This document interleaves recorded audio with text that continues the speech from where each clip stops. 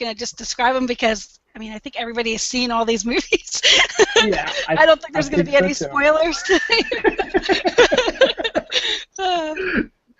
And we're live. Hello, everybody. You just heard the last of Gigi and I's conversation, so that's pretty cool. But that's the whole thing. That's why this show is so great. This is Dylan Knows, episode 51, one away from 1 year. Can you believe it? Wow. My anniversary, my 1 year anniversary actually is on Monday, the 15th of September. I will be doing a special solo out of my head episode all by myself. So that'll be my 52nd episode. It works out good, and then everything starts over again. So is that going to be with sound? I hope so. Exactly. Yeah, I don't want to have a recap of what happens in my comic haul this week. Anyway, this is Dylan Knows. It is a weekly video show. It is the greatest video show of all time on YouTube, and I will continually say that until I stop doing it. And then at that point, I say, well, no, not so much anymore, right? But my special guest today, as always, is my co-host, Jerry. Hi, Jerry. Hello. How you doing today? Very, very good. A very nice, cool, autumny, fall type of day here on the eastern seaboard. So yes. I'm very happy about that. Kids are upstairs watching video, and my wife is out shopping. So hey, nothing better than that. So, but for those who do know, I usually do a show on Sundays at 12:30 p.m. But there are certain times where things pop up for everybody. And plus, to be honest, Jerry, it wouldn't have been a good day for me tomorrow either because my wife Dawn will be going to the Washington Redskins football game with my sister, and I'd be left alone with the kids. And it's also the first day of what is it? Sunday school. So first day of Sunday school for the kids. So I will be wearing getting all dressed up again in my outfit, my tie, and my nice shirt, going to church and having fun and learning about God. And then the kids, actually, this year's really cool. My daughter's going to be doing her communion this year, so yay. Awesome, yay. So that's good. It's really big. For those who don't know, it's really big for Catholics. Yes. Yeah, it's huge. It's like that, confirmation, and then her wedding. Exactly, which we're not going to talk about yet. Okay. Please, weddings, come on, man. And then you'll be a grandfather. I need a drink. Yeah, see? I drive up to drink. Anyway, every week is a different genre. We talk about a different thing. Last week was my comic show. This week is my list show. And Jerry and I, we pick a common idea, a top 10, top 5, top 8, top 6, whatever, and we pick a topic and we count them down. Pretty easy. List shows are really fun to do because it gives you a chance to talk about things you like and in some cases what you don't like. And hopefully in the future we'll be doing a lot of it. And then we also take our chances. We did one about conspiracies. We did one about vacation spots. So we try to mix it up a little bit then besides movies and television and stuff like that. However, we are going back to movies today because, to be honest, one of the big surprises from the 90s that really took a lot of people by surprise was the advent of Pixar, which you say Pixar, everybody knows what Pixar is, but you got to consider the history a little bit. It's around 95 was when Toy Story first came out, the very first Pixar movie. At that time, Disney was starting to flounder a little bit with their movies. I mean, they had gone through a hot streak with Little Mermaid, Beauty and the Beast, Lion King, Aladdin, but then they started hitting stuff like, and don't get me wrong, some of these might be your favorite films or your kids' favorite films, but to be honest, they don't quite have the staying power as, say, like a Beauty and the Beast, whatever, but like Hercules and the one with the Emperor's New Groove and stuff like that. So they seem to be floundering a little bit, and it was all hand-drawn animation. And then all of a sudden, in comes this little upstart, which they did actually, technically, I believe they were the ones that distributed it. But they came in, and this is computer-generated, 1995, so computer-generated stuff was still kind of, working its way out. I mean, 93, you saw the dinosaurs from Jurassic Park, so it was moving its way up. So they added it to animation, and I'd have to say, from what I recall, I think Toy Story was like the first computer-generated cartoon that really sort of blossomed and made this explosion, and then all of a sudden everybody wanted to do their computer-generated cartoons, and it worked out good. So Pixar, for the most part, is a, what's the word, is a leader. They're the ones who set it for the first ones to do it, so a trendsetter, whatever you want to call it. So, and the thing is, what makes Pixar movies so great, and if you disagree with me, let me know, but I think we're on the same page, Jerry. What makes Pixar movies so great is it's not just about, oh, look, it's animation, it's fun stuff, crazy going on. Every one of these movies has a underlying theme to them, and they bring it out in an entertaining way for you to enjoy. So I think that's one of the things we're going to do is we'll count down our top 10 favorite Pixar films, and to be honest, I think you and I probably have the same 10, maybe just in different order. I could be wrong, but what is not on my list, I just kind of think we've worked together for a year now. I think I kind of know where our things are, our mindsets are. So we may as well get started. I've been talking enough here. So Jerry, what's your number 10? All right. Well, first of all, what I wanted to add too was the one thing that made Pixar so different was that their movies they're so clever and they're smart.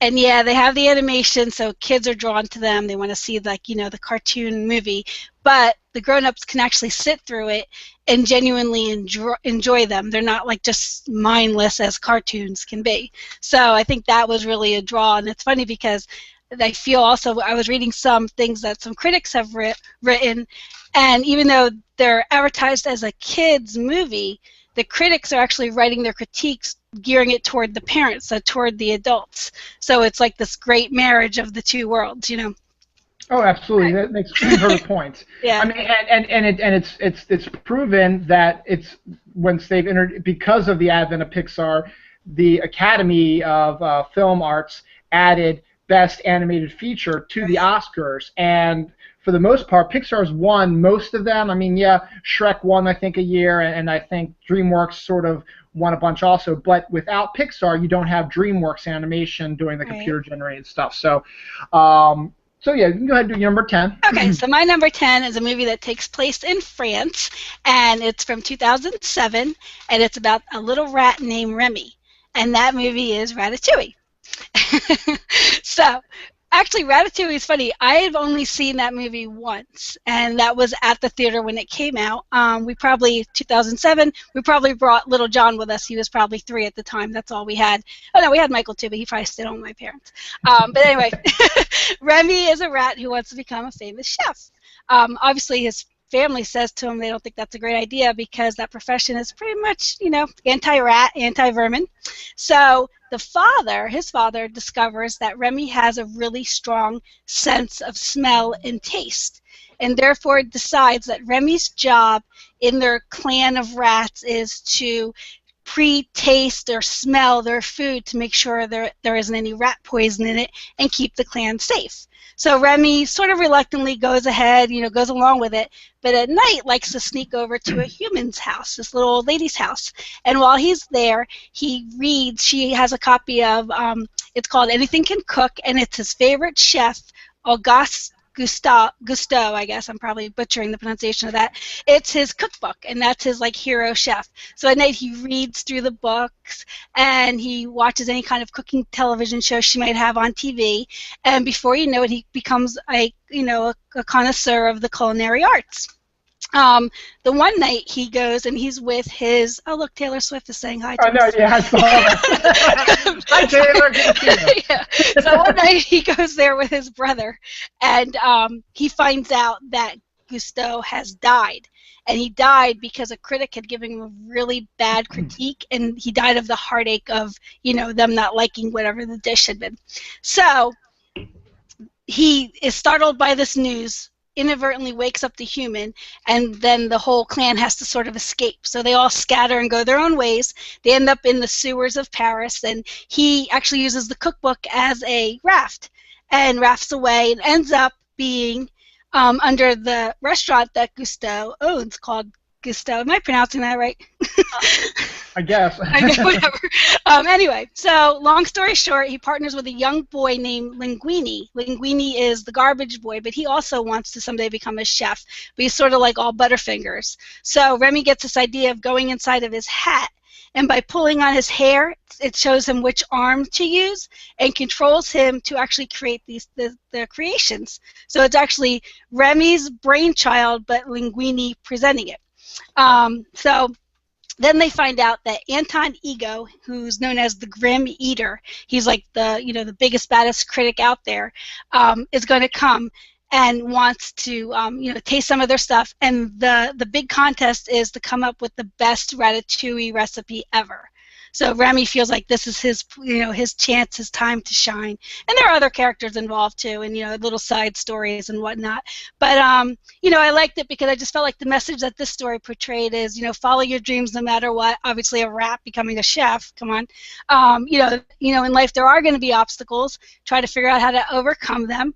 And just always do your best, and it's a great animation, cute comedy, and it's a very imaginative story.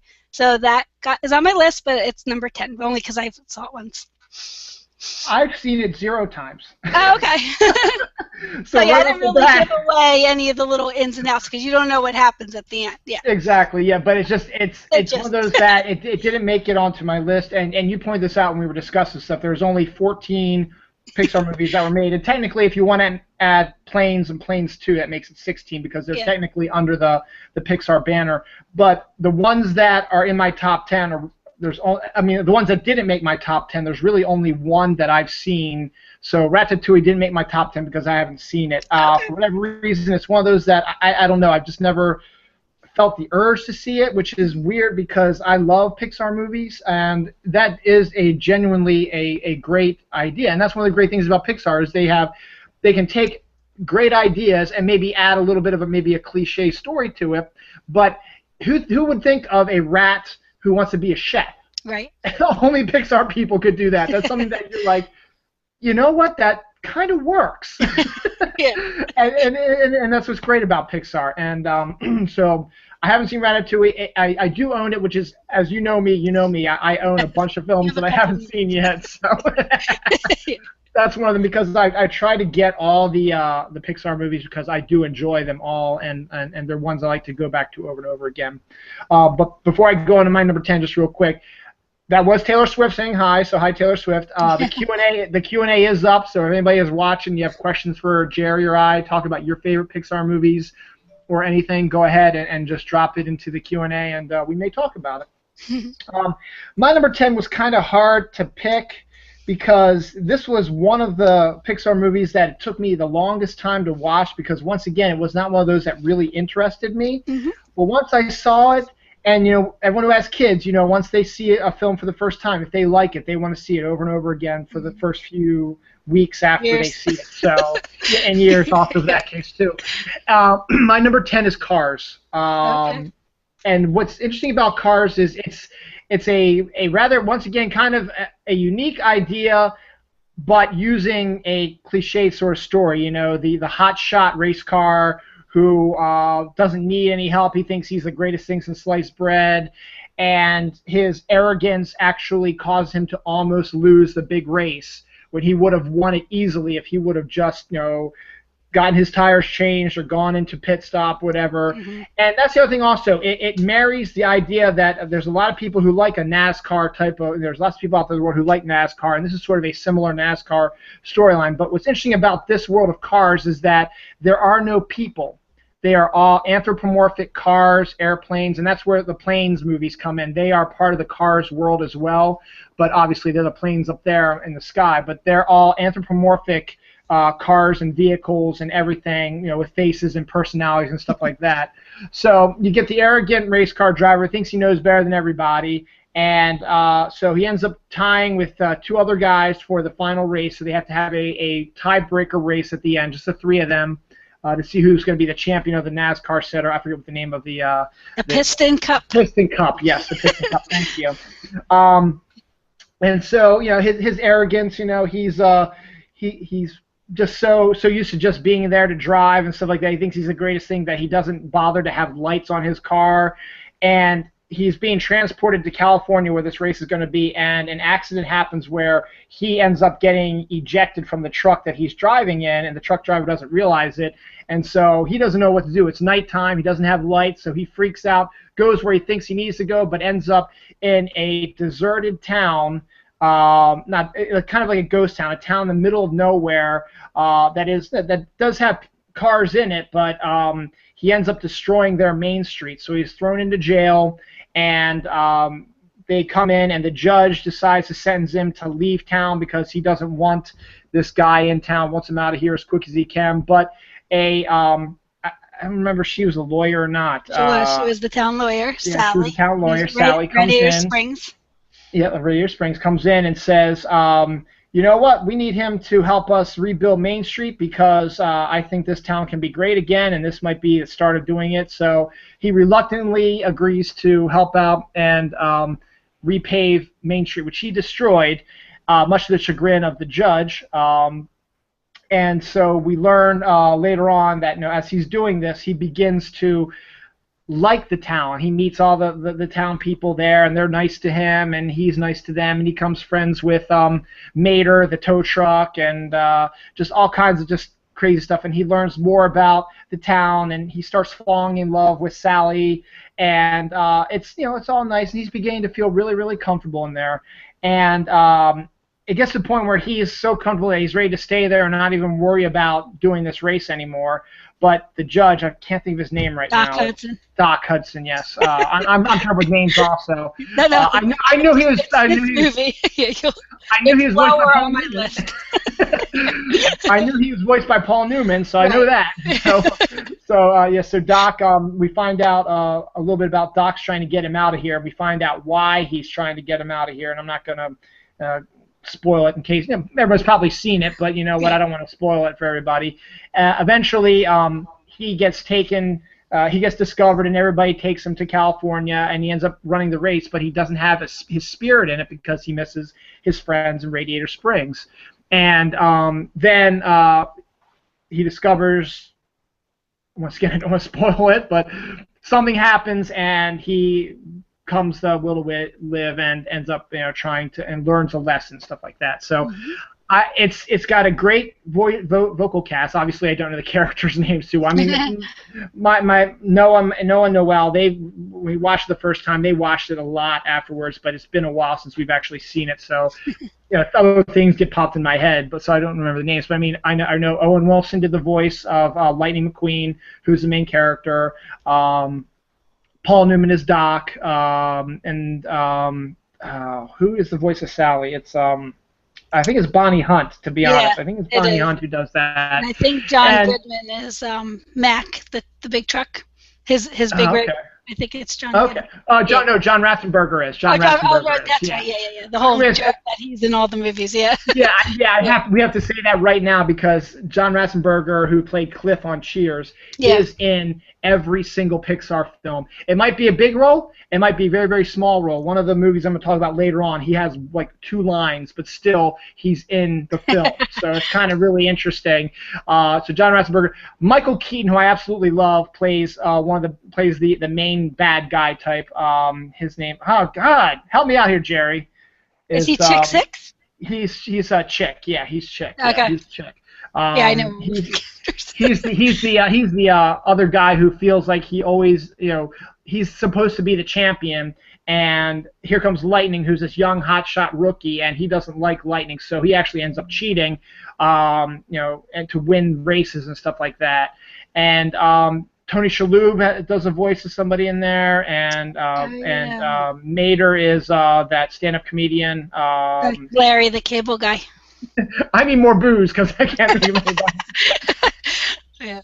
But what I like about the film, though, is basically it's the idea that you're not the greatest thing since sliced bread. Sometimes, if you have that attitude, you need to be brought down from your high horse, and once you get down there, you realize how good things are. It's a very similar theme to the live-action film Doc Hollywood with Michael J. Fox, where he plays a hotshot plastic surgeon, well, a doctor who's going out to do plastic surgery in California, and he's driving out there, and he ends up taking a detour into South Carolina, where he ends up wrecking a farmer's fence.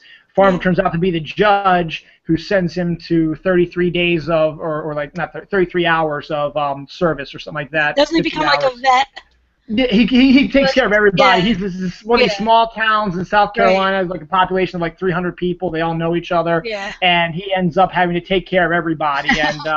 And it's a fish out of water type of story that is a classic in films, and it's a different take on it using anthropomorphic cars. Mm-hmm. And you've got a great vocal cast. You've got a great story about how getting out there and expanding, where this town, Radiator Springs, used to be the big deal in the 50s and 60s because the highway went through there, and then they made the major highway, and so nobody comes to Radiator Springs, so now everything is dust and dead and stuff like that, and they can't leave because this is their home. So it's a little bit about how you're dealing with progress and how you try to make it better and survive with progress is encroaching around you, and bringing you down to self. But it's a good film. It's a fun film. I'm going to say right now the sequel is not on my list. I haven't seen it, and I've heard really bad things about the sequel, so I really have no desire to see it. So my number 10 is Cars.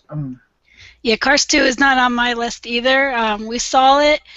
I'm not going to say it's horrible, but I will say that I was expecting something equivalent to Cars in terms of, if Cars is like this greatness, I was hoping they'd keep the bar up, but I don't think they did. Yeah.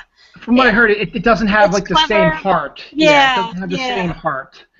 And that's a big thing about Cars, is it has a lot of heart. It goes from, the change you see Lightning McQueen goes through, from being the cocky guy to being the guy who thinks of no one else but his other people. And that was that final scene, the final race, what he does for one of the other racing people who he's racing against is just an amazing a thing, and shows how much a character can change being around the right people.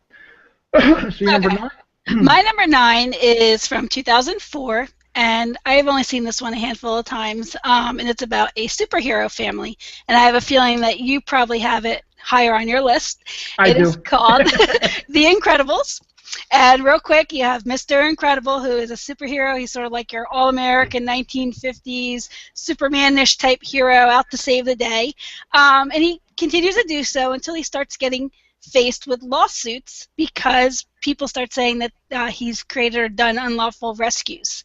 So it forces him to have to retire.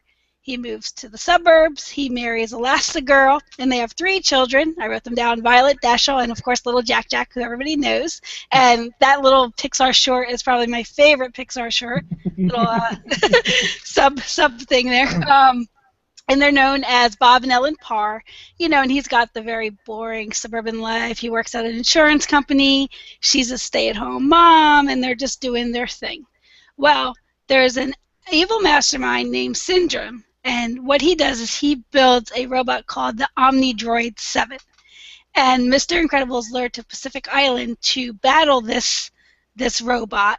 It turns out he's a bigger threat than they thought, so all the superheroes have to kind of come out of the woodworks, and it's time to come out of retirement and fight crime again. I really liked it. It was cute, the whole play on superheroes and kind of seeing them take, the role that they're more natural in and put it, give them like everyday life scenarios. It's funny, it's clever, it's cute.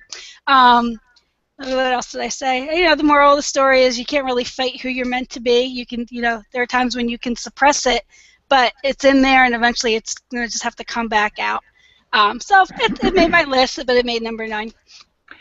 I'm not going to tell you where it is on mine because it is high up, and it is one of my favorite Pixar movies of all time, and it's one of those. It's actually one that I came into late, which is kind of interesting because I used to want to see all the Pixar movies in the movie theater, and I believe this might have been the first one that I never saw in the movie theater, and actually took me a few years after it came out to finally say, you know what, maybe I should check this out. Everybody's saying how good it is, and it is. It's a fantastic movie, and it helps. I'm a comic book superhero guy.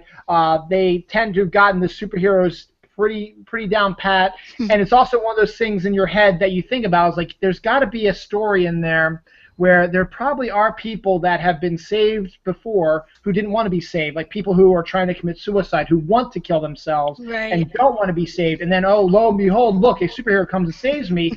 Well, you know what?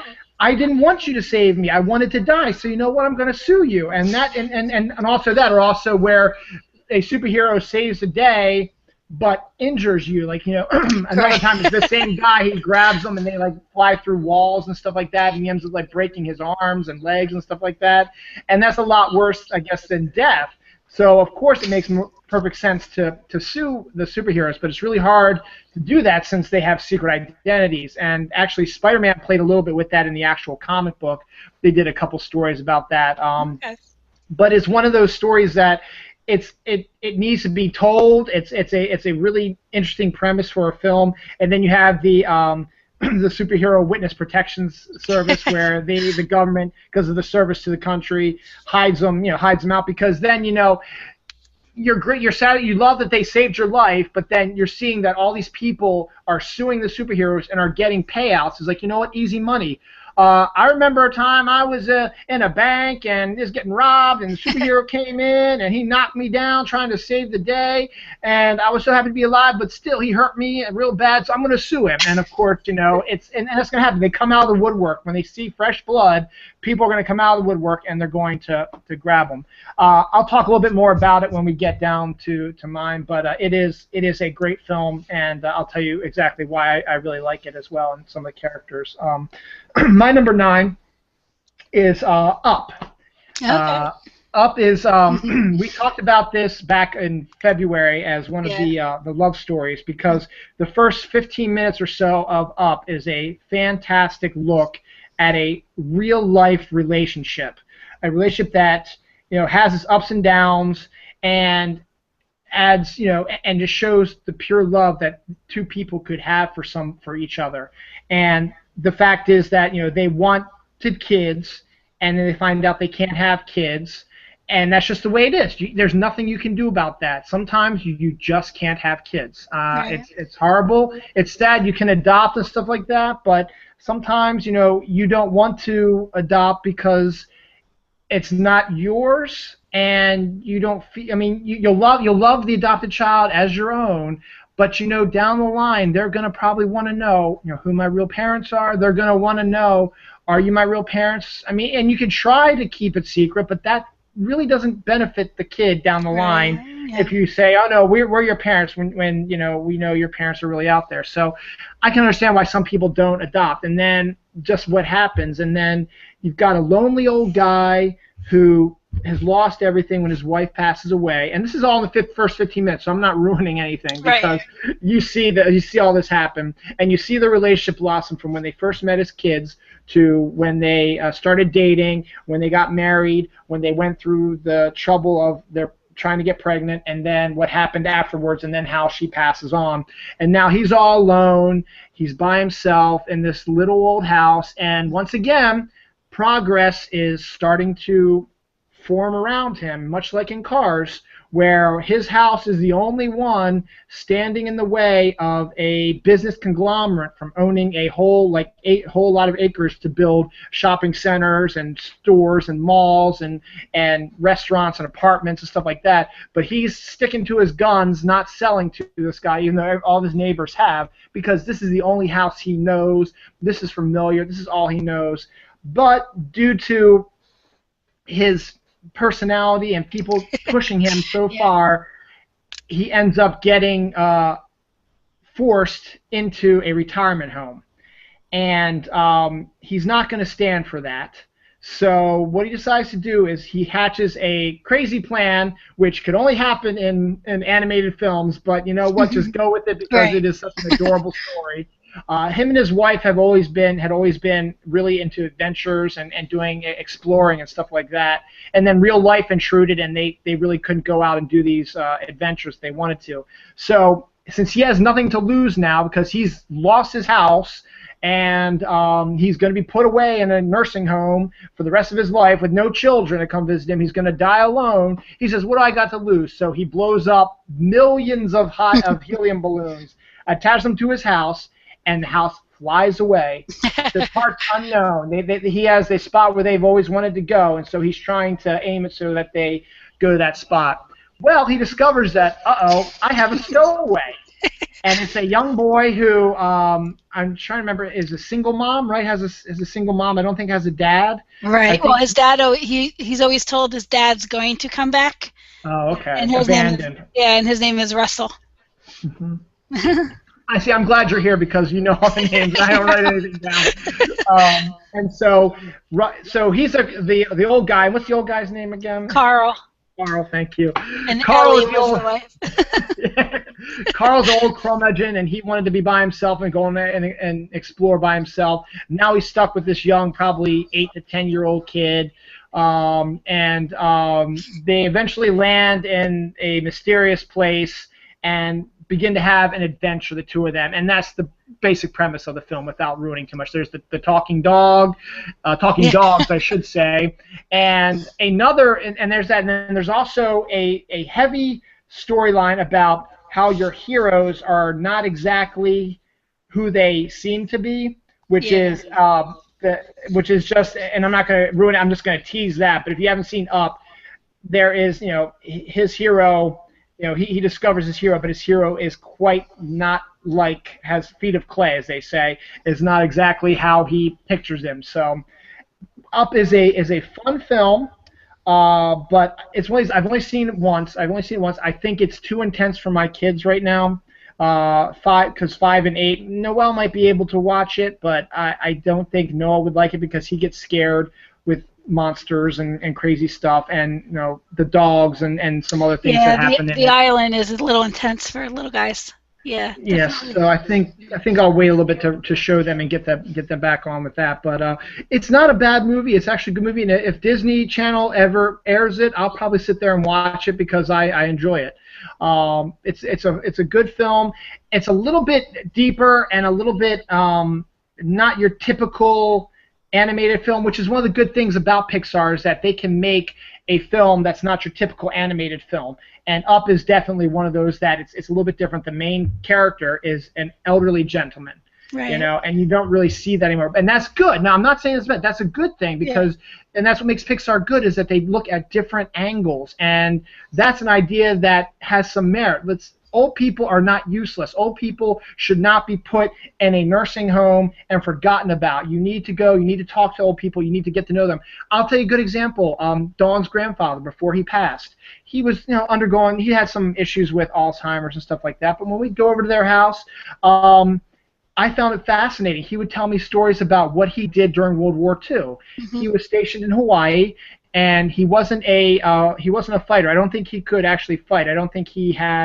I think he was like one of those classes where you can't fight because of a illness, or I think he had bad eyesight or something like that. Mm-hmm. So he's a really good photographer.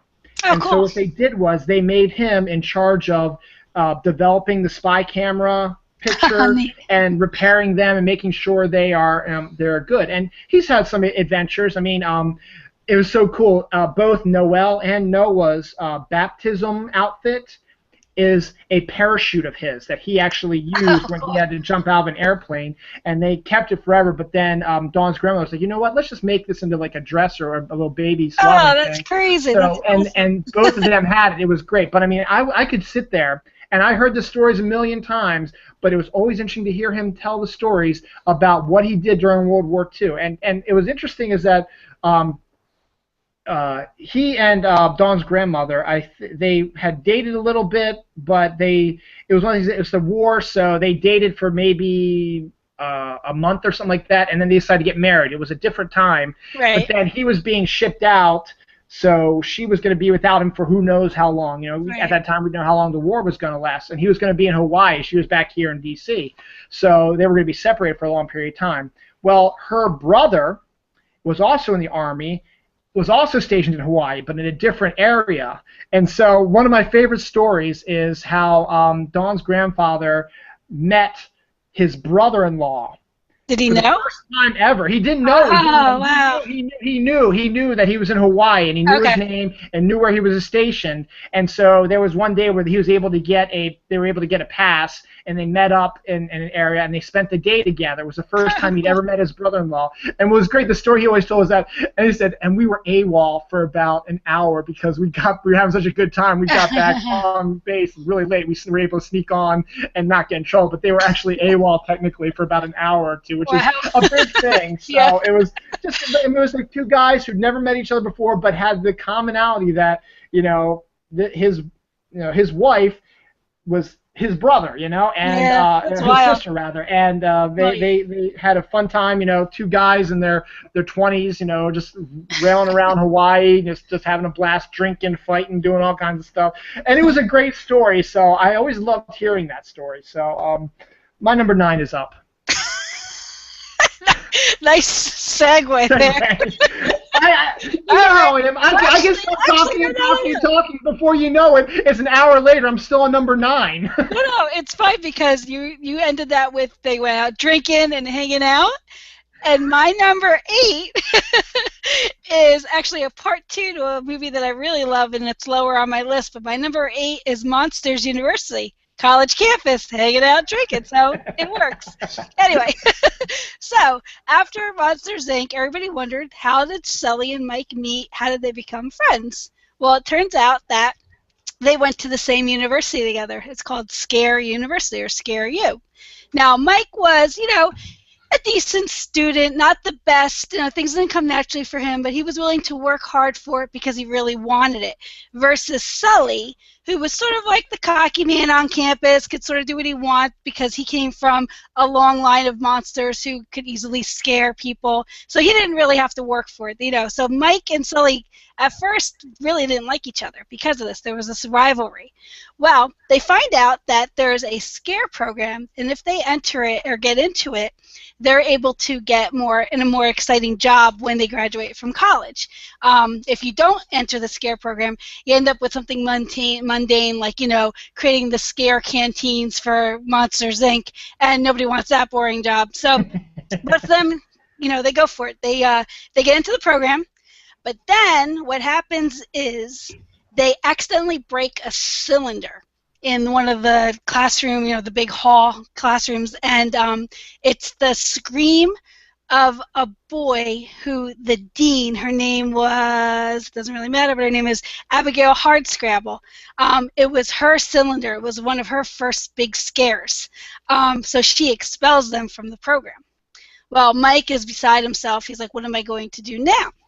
Until he finds out that all the fraternities on campus are going to compete in this thing called the Scare Games. And so he decides, okay, if I can find a fraternity and get in and win this thing, then I can prove to the dean that I am capable of scaring blah, blah, blah. So he tries to get into all these different fraternities. It doesn't work, and finally he finds the very last one. It's 4 members. They're all like, losers and oddballs, and they're called Uzma Kappa, which that name always cracks me up. So he joins. So he's number 5. Well, the problem with that is that the university will only recognize a fraternity if they have 6 members. So Mike reluctantly allows Sully to be part of their thingy, But I really like this movie. I won't say what happens. There's tons that happen. They have these games. They compete. Lots of really funny, funky competitions. It's just funny because it's done with the spirit of the Greek life on college campuses in mind. I was in a sorority, so a lot of it cracks me up because I could think back and remember some of these things. It's cute. It was almost like a clean version of Animal House, if you will, a very, very clean version of Animal House. I liked it. I don't think it had the same punch that Monsters Inc. had, But I did want to include it, but that's why it's so high up on my list. So Monsters University got number 8 for me.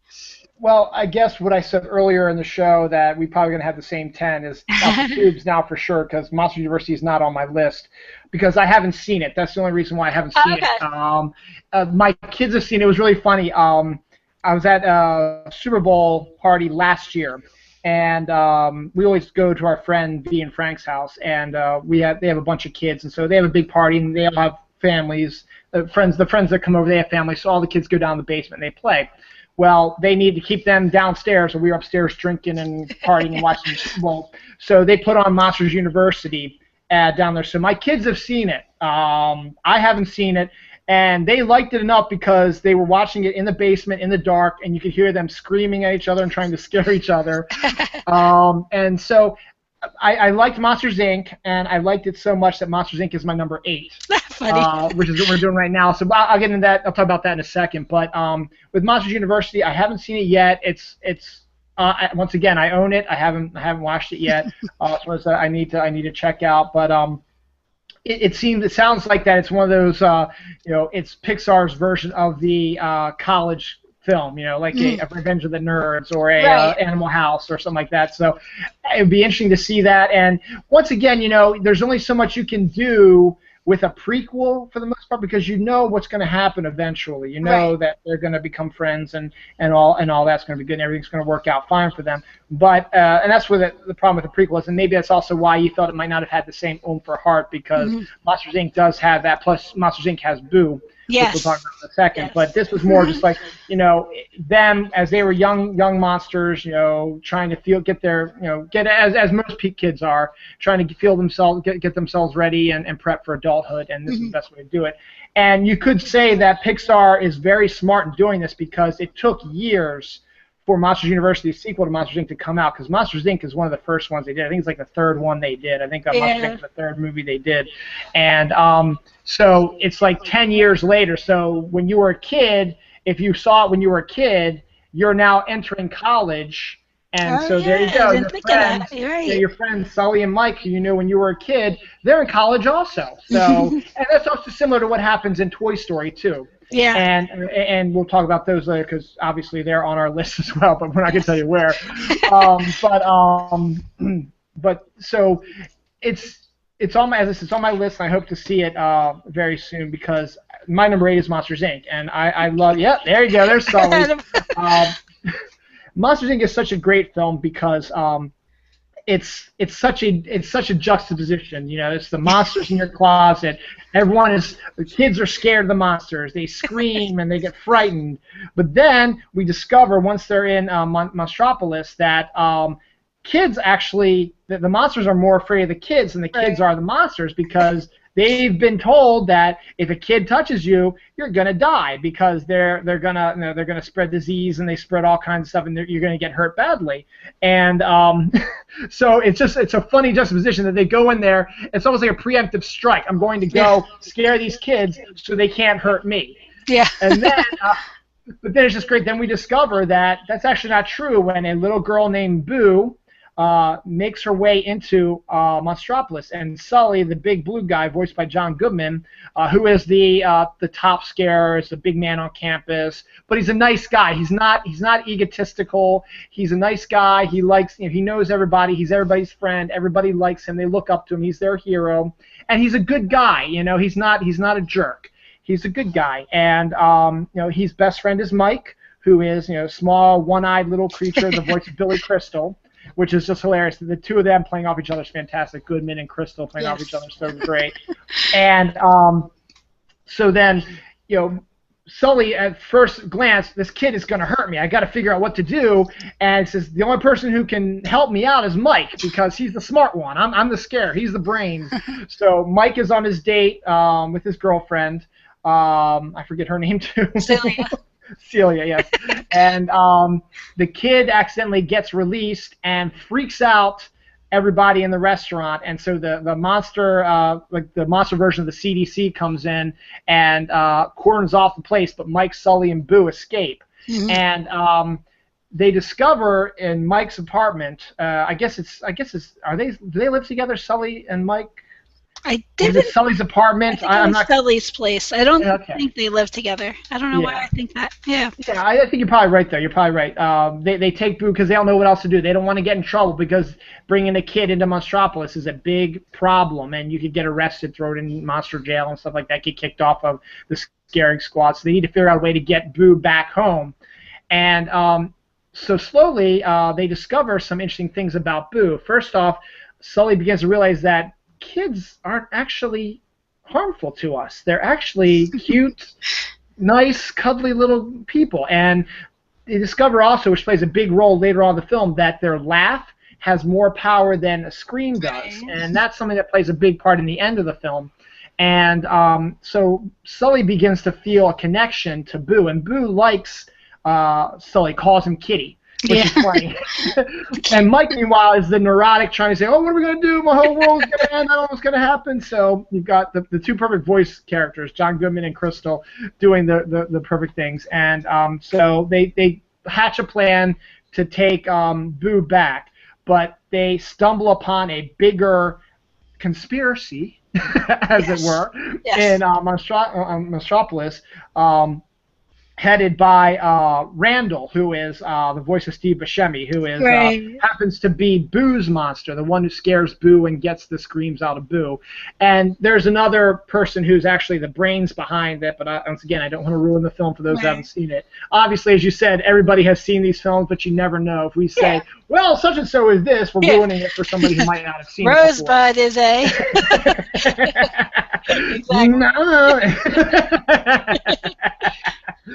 So but what's great about the film is that it's got a lot of heart in it. Mhm. It's once again, and that's the big thing about all these films, is that there's its heart is just the heart is the biggest thing. The love, not just between a man and woman, monster and female monster, car and female car. No, it's just love in general between people. It could be between parents. It could be between a kid and his toys. It could be between a monster and a little girl who's lost. It could be between two robots. Whatever. The love is the big part that permeates through all of these Pixar movies, and which is one of the things that makes them really good. And Monsters Inc., as I said, I think was the third one after Bug's Life and Toy Story. So I think Monsters Inc. was the third one that they made, and it sort of kicked it into the stratosphere and made Pixar a force to be reckoned with, because Toy Story did really well. Bug's Life was a little bit further, it didn't do quite as good, and then Monsters Inc. rolls in, and it just skyrockets from that point on. Right. And it is great voice cast, great effects, and then one of my favorite scenes is the very end, where they're having the chase scene, and Randall's trying to catch Mike and Sully with Boo, and they're going through all the doors. The doors. I And knew. yeah, the door just because that's how they do it. They have doors connected to pulleys that come down, and then through magic, you can enter into the closet of the person you're supposed to scare. And so you're going all over the world. So it's not just you're allotted 1,000 or so doors, and those are your people that you scare to get the screams, which are used for energy and power to power Monstropolis. And so just the fact that them going through all the different doors, and just the boom boom boom boom, just a fast-paced chase scene. It's one of the best chase scenes that Pixar has done, and it's such a great visceral thrill just to see all this stuff, because you don't know what's going to happen. The doors are swinging by, flying by, they're jumping all over the place. It's fantastic. So Monsters Inc. was my number 8. I agree with that. All right, my number 7 is one of 3 movies that Pixar made. They're a series of 3, but only 2 made my list. And this is the one that made my list first at number 7, and that was from 1995, and that was Toy Story. So I know it's kind of high up at 7, but there's a reason for it. Anyway, so Toy Story takes place, in a boy's bedroom. And it's about a boy's toys. And Andy's very, very best friend. Andy takes him everywhere with him. He does everything with him. In Woody's mind, he is the end-all in terms of, Andy's toys. Until Andy has a birthday. And on his birthday, he receives a new toy, a spaceman named Buzz Lightyear. And then a rivalry ensues. And then you see the banter between Woody and Buzz, and when the family decides to move, they get marooned at a gas station, And the big question is, will they get back to their family, and will Andy be able to love both toys equally? I love all of Andy's toys, their idiosyncrasies, Mr. Potato Head, Slinky Dog, Ham the Pig, Bo Peep, the Bucket of Soldiers, I absolutely love. They crack me up. And, of course, the aliens, or the crane aliens, absolutely hilarious. And what you had said earlier, Toy Story was the first feature film made entirely on the computer, which that made it even more awesome.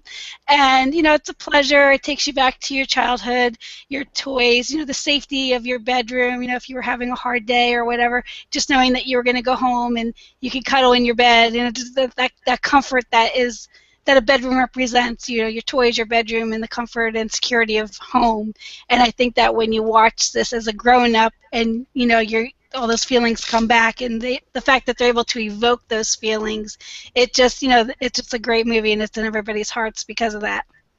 Yeah. I wasn't going to say too much about it because, I think everybody knows Toy Story.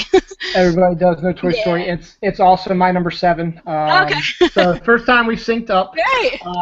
Yeah, the first Toy Story, first one ever that Pixar ever did, also was one of the featured writers is Joss Whedon. He also wrote. He didn't write the entire, and he said it before. I was the writer of record for the most part, but I was just part of a team of writers who wrote it. And you'll see there's a lot of writers' names on it, but his was one that was like given its own like school credit or something like that. And this before he was really famous and popular. But it's a great film. And why it worked a lot also is because they nailed the right voice cast. Because at the time in 1995, Tom Hanks was still on the top of his game.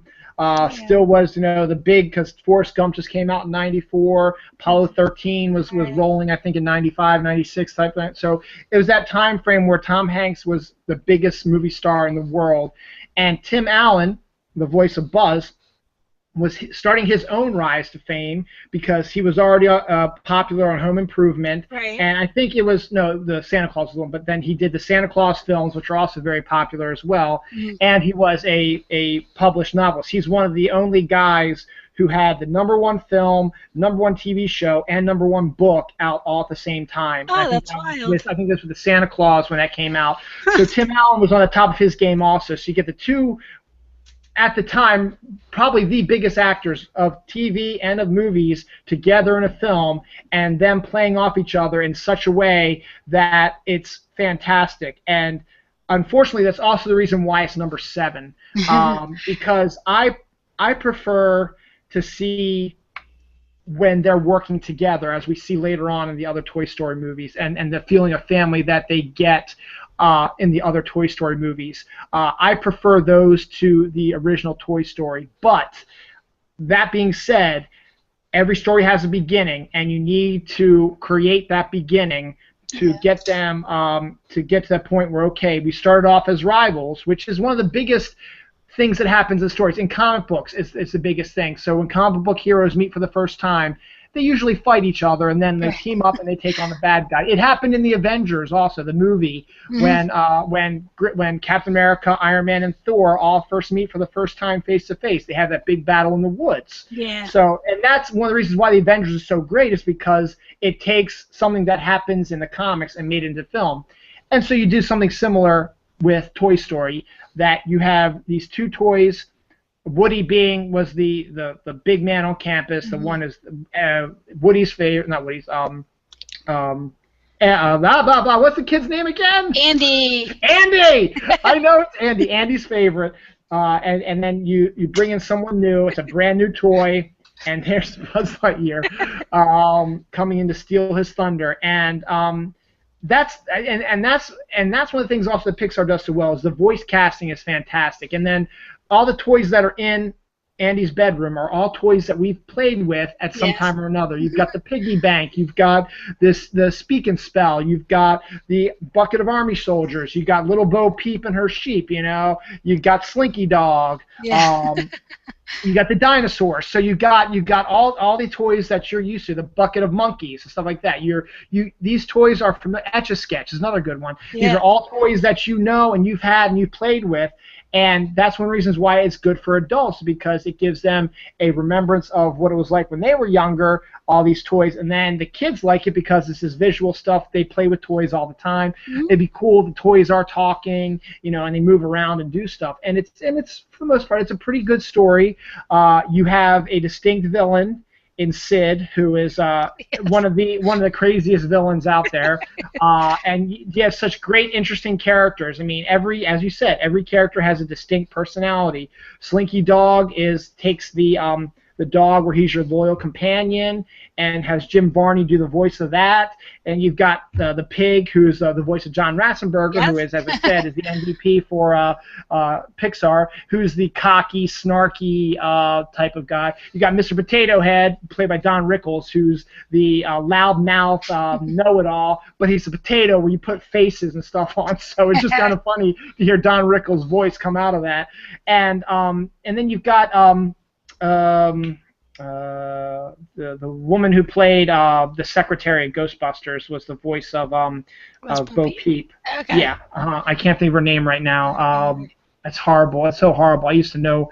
I need to write these down, but she was the voice of Bo Peep, and so it's such a great story, and you nailed it with what the story is. It's the basic.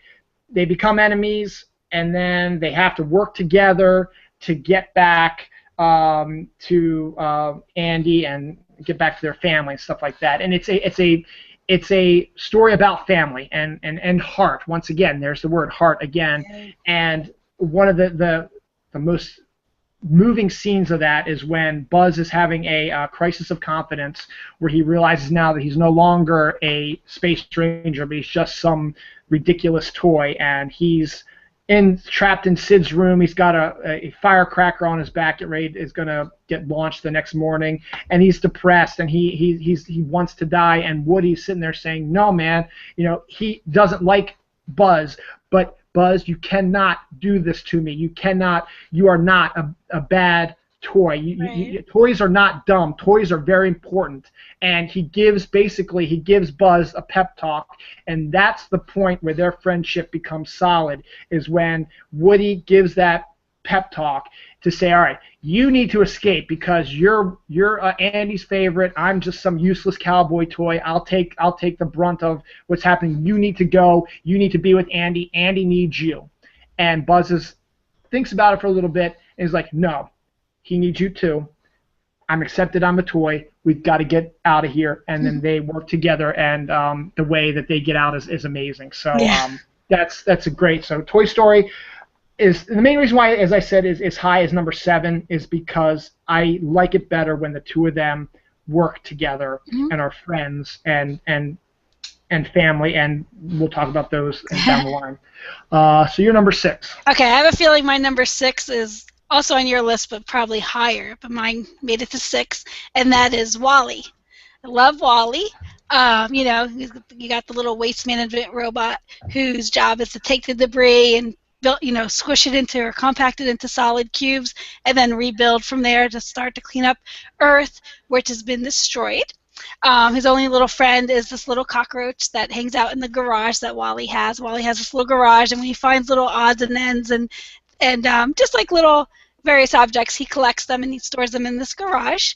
And one day he comes across a plant, and that's something he's never seen before.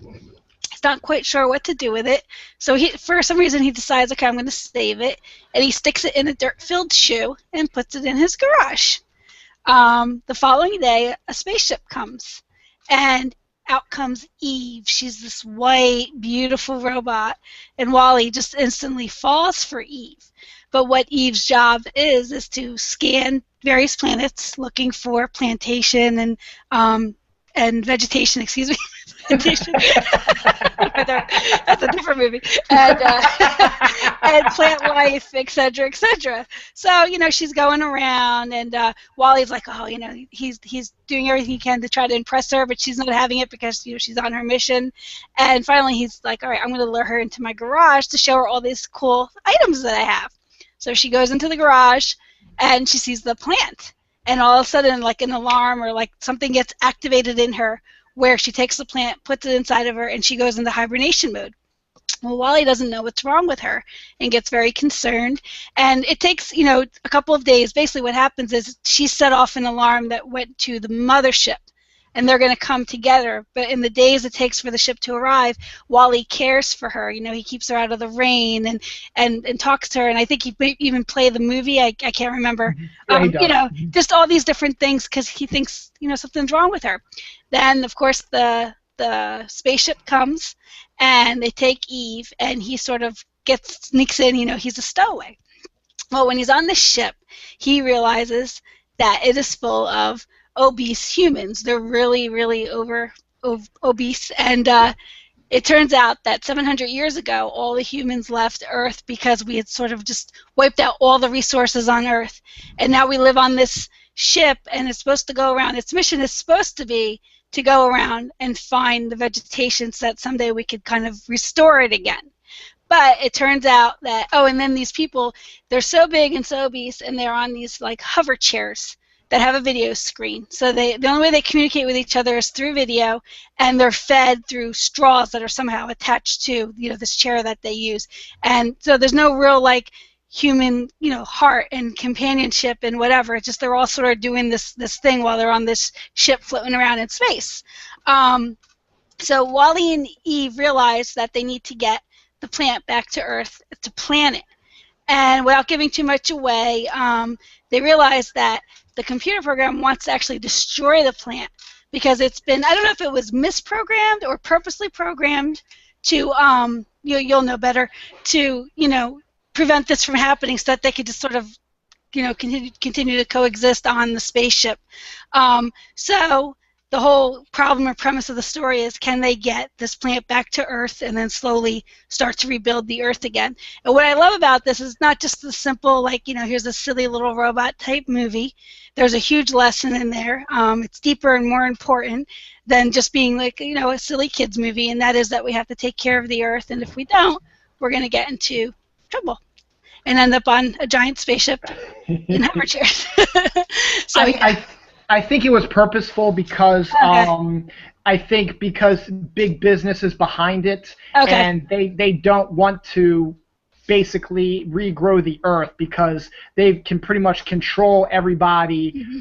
on the ship, and they're feeding them, they're giving them their entertainment and stuff like that. Whereas if they went back down to Earth, things would happen again that happened, governments would be formed, people would have opinions, they would refuse to buy things or refuse to pay money for things. It would be a whole thing over. This way, the corporation can control mm-hmm. what they're doing, and they've gotten to a point that they're so used to everything given to them on a plate that they wouldn't be able to survive without that happening. And that's the one problem that they have, is that they forget that there is the human spirit in there that is exemplified by the captain of the ship, mm-hmm. and this other couple, the male played by John Ratzenberger, who is once again the MVP, who meets the woman mm-hmm. and they start having like a little relationship in their hover chairs. Just kind of funny, just seeing them, hold hands and play and like splash in the water with just their feet while they're sitting and stuff like that. It's very cute.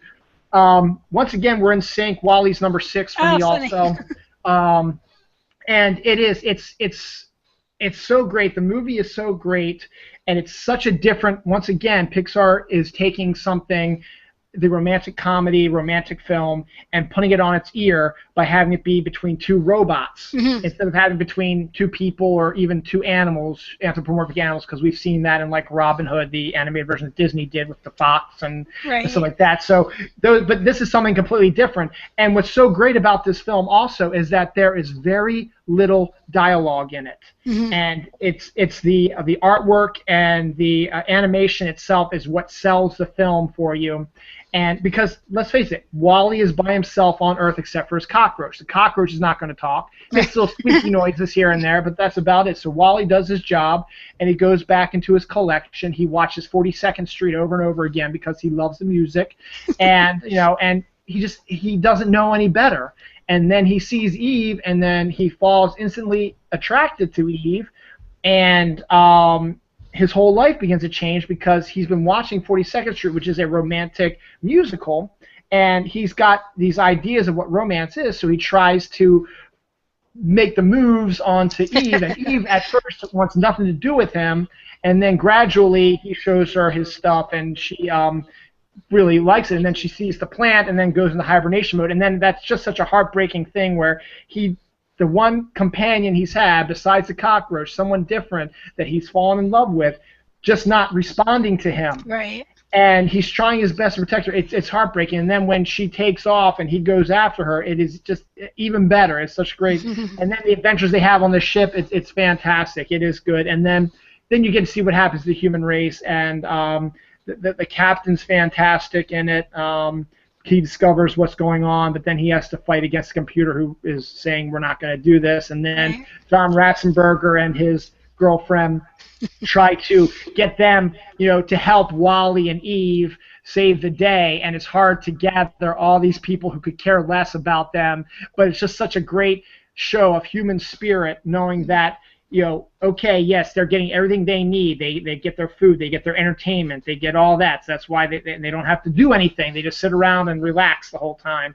But underneath all that still beats the spark of humanity, and they need to feel the urge to, we finally have a chance to take back our planet, the chance to go back to what our ancestors were like so far down the line. Right. And it once again, people underestimate the human spirit. And once again, I'm going to say it again, the human heart as well. Heart is a huge thing of these films.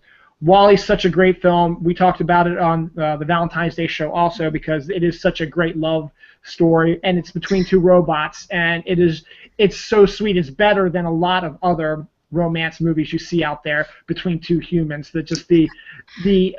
It's just and it is. It's true. Just the affection that they show for each other, the concern, and just some of the heartbreaking things that happen, near the end. And in the middle and stuff like that. So Wall-E is definitely a good one.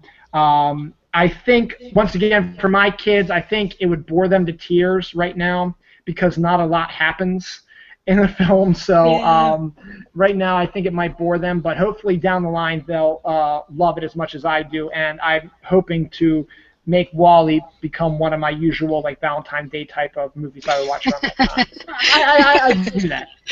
That's one of the things I do. All right, number 5. We're on the top 5. Yes, my number 5 is actually one you already mentioned, and this is, I think, where we're going to start to merge lists, and that was Monsters, Inc. And basically what I'll add to that is, like you said, the chemistry and the banter between Crystal and Goodman, just fantastic, natural, funny. Sully and Boo's sweet relationship, I had that. I also even liked the relationship between Mike and Celia. It just cracks me up. She's a little bit on the bossy side, and even though he's Mr. Always do everything right, she still can intimidate him enough to kind of keep him on his toes. So that's kind of their dynamic is really funny. And then just the Monsters Inc. slogan is "We scare because we care," and I think that us as the viewers are the lucky ones for it. And what's so great also, and what's so great about Mike also is that he can get so excited about problems, like the magazine article about Monsters Inc., where he's on the cover of the magazine. Sully's is the main part of the cover. Yeah, and he gets cut off. Mike, and there's the barcode, or the barcode is over his face or whatever. And Sully, when he sees this, he's like, "Oh man, Mike's gonna flip," and Mike says, "Oh my God!" He's gonna get ready to flip out, and Sully's getting ready to cheer him up, and then he's like, "I'm on the cover, look!" And he calls him in, "I'm on the cover of this magazine. You gotta see it." And it's like a barcode. You don't see him. It's so funny. Yeah. It's so great. Yeah, and we got to mention, since he's the MVP, Ratzenberger is the Abominable Snowman, and okay. I was gonna ask because I couldn't think of what he was in that. Yeah. The lemon snow cone joke is hilarious. Oh, yeah. He's like, "I'm gonna go make some more lemon snow cones." Does he say it's not lemons or something? Yeah, because we can't grow any lemon trees there. Exactly. We know what you're doing, but it's just funny. It's just really, really funny. Oh God. When you mentioned that, when we were talking about Toy Story, you said you have 2 of the 3 Toy Stories on there. Yes. I'm wondering if this one is not on your list. My number 5 is Toy Story 2.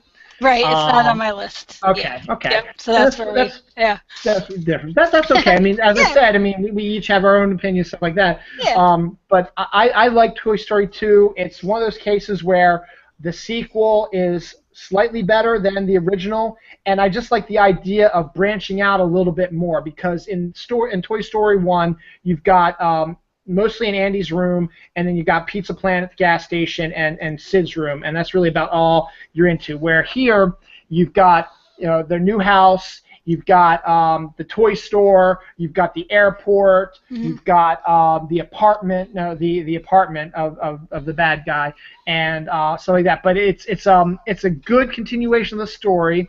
And as I said, now Woody and Buzz are co-leaders of the group. They're the co-favorites, and you can actually see that in Andy's room now. He's got both his cowboy stuff and his Buzz Lightyear stuff like synced up now together. So like there's the cowboy poster, and he's still got the Buzz Lightyear stuff on his bed, and then but it shows that he's connecting the both worlds, and he likes them both equally now, which is a good sign that he's getting older and stuff like that. And it also introduces us to Barbie for the first time, who plays a bigger role in the third one, but she still makes a really good appearance in the second one. And you get a really good, decent bad guy in the character that Wayne Knight plays. He's the guy who was in Seinfeld, was Newman, and he plays the Chicken Man. I can't think of the character's name, but he's a guy who owns a toy store, a toy chain actually, and he's most known for his local commercials where he dresses up as a chicken and does the buck, and it's like an embarrassing thing, but everybody knows him as the Chicken Man. And his whole thing is he's tired of that.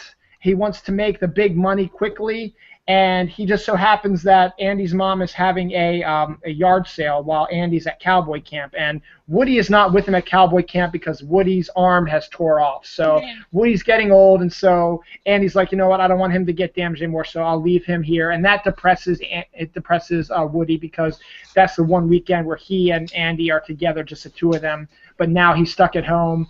But then he takes his role as leader when he sees one of his fellow toys is getting put out onto the yard sale, and he can't have that. So he gets the dog, who's the dog who we meet at the end of the first one, but now is a bigger dog, and is actually a friend of the toys, knows they're alive, and helps them out. It's so great. I think his name is Buddy, actually. And the dog helps him, takes him to the yard sale, and Woody rescues the one toy from the yard sale. It's Wheezy is his name. It's the little squeaky duck. Oh wow, that's good.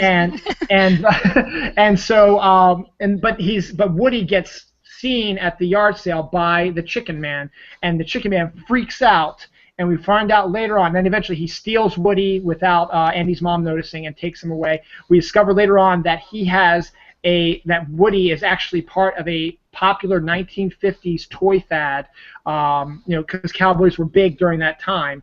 And he has like the perfect collection of all the characters. So we're introduced to Jesse, we're introduced to the Prospector, we're introduced to Bullseye, and we also notice that for his time, in the first film, Buzz Lightyear is the big thing. He's got toys and food and cereal and just he's everywhere. Right. Woody was the same way in the 1950s. He had his own TV show. He had all the stuff, all the toys. So, and Woody didn't know this. So he realized that he was just as big as Buzz Lightyear was at one time. And so he finally feels like he's at home. He feels that Andy is starting to reject him now because of the tear in him, and he meets Jesse, and he meets the Prospector, and he meets Bullseye, and they're all connected to him in a kind of a weird way, even though they don't technically know each other, but they're all characters in this one big Woody's Roundup story. Right. And so he feels a kinship to them. And then he starts hearing their stories. The Prospector has never been opened. He's continually he's been sealed in his box since the 50s. Right. Jessie was at one time loved by a girl, but she got older and she rejected her and sent her to and dumped her off at like the Salvation Army, and eventually she made his way to the Chicken Man, and now she's kind of afraid of enclosed places. She doesn't like being in basements or in suitcases or whatever, because she's not being played with. She's a toy. She was played with at one time by a little girl, and now she doesn't have that, and she's very bitter. She's very angry. So Woody feels a kinship for them, and they're being sent to Japan to be part of a toy museum in Japan, and the guy who runs the toy museum in Japan is willing to pay lots of money to the Chicken Man to get this collection. And Right. so, but then the toys realize they don't know all this is going on. The toys think that he was just stolen. So there's a rescue team consisting of Mr. Potato Head, Slinky Dog, Rex, Ham, and if anyone else, and Buzz, of course, leading it, who go and save him. And so it just becomes sort of a rescue mission / okay, where do my loyalties lie?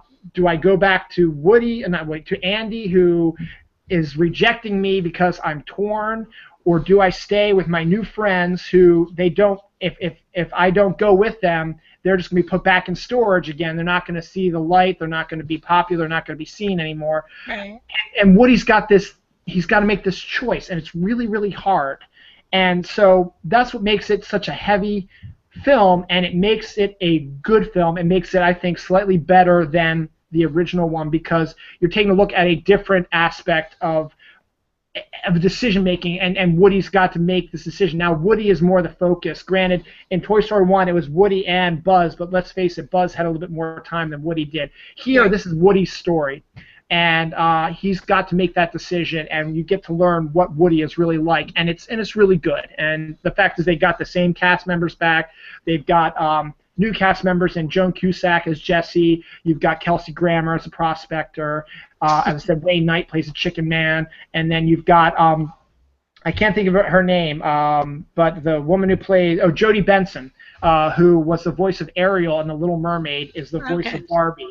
So you have that, and it's great, and it's such a there's a lot. Once more, there's a lot of really great set pieces in this film. There's the scene where they're trying to find Woody in the toy store, and they go down the aisles, and Buzz runs into a whole row of other Buzz Lightyears and gets into a fight with one of the other Buzzes, and also meets Zurg, his enemy. So it's actually that's kind of interesting.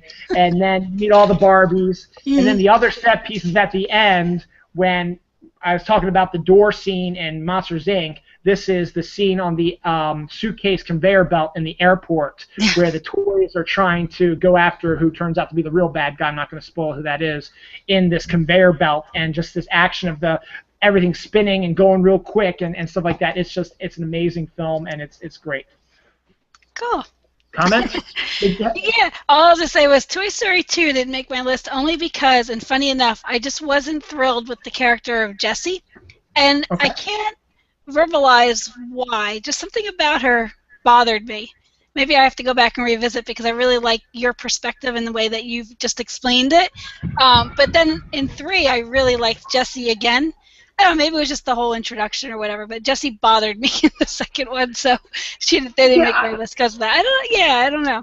I can see that. No, she's very snotty. She's very, before she finds out that Woody wants to go back to see Andy, she's very boisterous, very loud, and very kind of crazy, female thing. And then, when you get her perspective about being loved by a girl and then being dumped and being rejected for the most part, it makes you feel for her a little bit. And the fact is also, I love her interaction with Buzz, and I love the fact that Buzz has a crush on her, and it's mutual also. They like each other. I love that aspect of it. And then we get Mrs. Potato Head reintroduced, who's voiced by Estelle Harris, who's fantastic as well. Yes, because Mr. Potato Head eats the meat.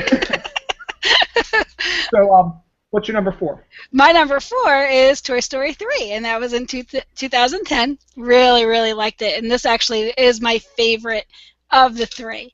So now we're at a point where now Andy is going to college, and his mother says to him, okay, what are we going to do with your toys? You have to make a decision.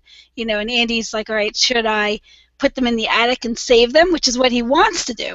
So he throws them into a bag, and all the toys except for Woody. He decides that Woody is going to go with him to college because Woody's been, his man literally his whole life. But then and the rest are going to go to the attic for safekeeping. But then somehow, through some misunderstandings and whatnot, they end up going to the daycare. And the daycare is called Sunnyside Daycare. Woody doesn't think that they should go. He really thinks that they should, get back to the house and end up in the attic. They think that, Andy wanted to get rid of them, but like I said, there was a misunderstanding with Andy and his mom and the communication of bags and boxes. So Woody, he's with them, but then he actually ends up sneaking out because he doesn't agree with them. Well, when the toys are there, they're introduced to a new character named Lotso Bear, and he's sort of like the boss of all the toys of the daycare center. And he gives them this really cool tour of the classrooms and look at all these toys. And then they look out the window and they see kids, and lots of kids. And they're like, wow, we're going to get played with every single day. This is going to be awesome. And, how could Woody even, tell us or ask us to go into the attic? This is like apples and oranges here. So Lotso's like, okay, this is our room. You guys are all going to go into that other classroom. And he puts them in and he shuts the door. The bell rings. The toys are waiting, but then they look around and they realize the other toys are hiding and shaking and terrified. And they're like, what's going on? And lo and behold, here come all the little 2-year-olds and the preschoolers, and the montage of them just playing with the toys is absolutely hilarious. They trash them because little kids don't know how to play with toys right. So they are mortified, and like at the end of the day or the end of the night, whenever these kids are all home and they're getting fixed up and trying to get marker off their faces and saliva and dirt and all kinds of good stuff, they decide to go talk to Lotso and say, hey, this is a mistake. You got to put us in a different room. Well, it turns out that they discover Lotso sort of runs the daycare, almost like a prison. I don't want to say a prison, but yeah, he is the boss, and it's like his way or you're in big trouble. So we know that this is the big problem here at this Sunnyside daycare, that it's all a facade, and really there's lots of dark things going on in the background. Well, Woody, as he's escaping out of the daycare, he tries to fly off. It's like he makes a little kite with a piece of paper, or like a little paper airplane. So he tries to fly off the building, and in doing so, he sort of gets trapped in a tree, and his hat falls off. Well, Bonnie, who is the daughter of I guess she owns the mom owns the daycare or works there. Yeah, she's one of the workers there, I think. Yeah. So Bonnie finds Woody and grabs him and brings him home. And she starts playing with him, and she's a really good player. And in his mind, he's torn because he's having a great time with Bonnie's friends and Bonnie's toys, or Bonnie's toys rather, not her friends. But in the back of his mind, he's thinking about his friends. So then, when he gets some time alone with Bonnie's toys, they explain the whole background story of what really went on with Lotso, and that the daycare isn't really what it seems. So Woody says, okay, I got to get back there, and I've got to save these toys, my friends. And Bonnie's toys are like, well, no, you have it really great here. Bonnie is a great player. You should stay. But nope, he decides he's going to go. Well, he's going to go in, and he has this whole rescue plan to save the toys. I'm not going to get into what happens in case anybody hasn't seen it.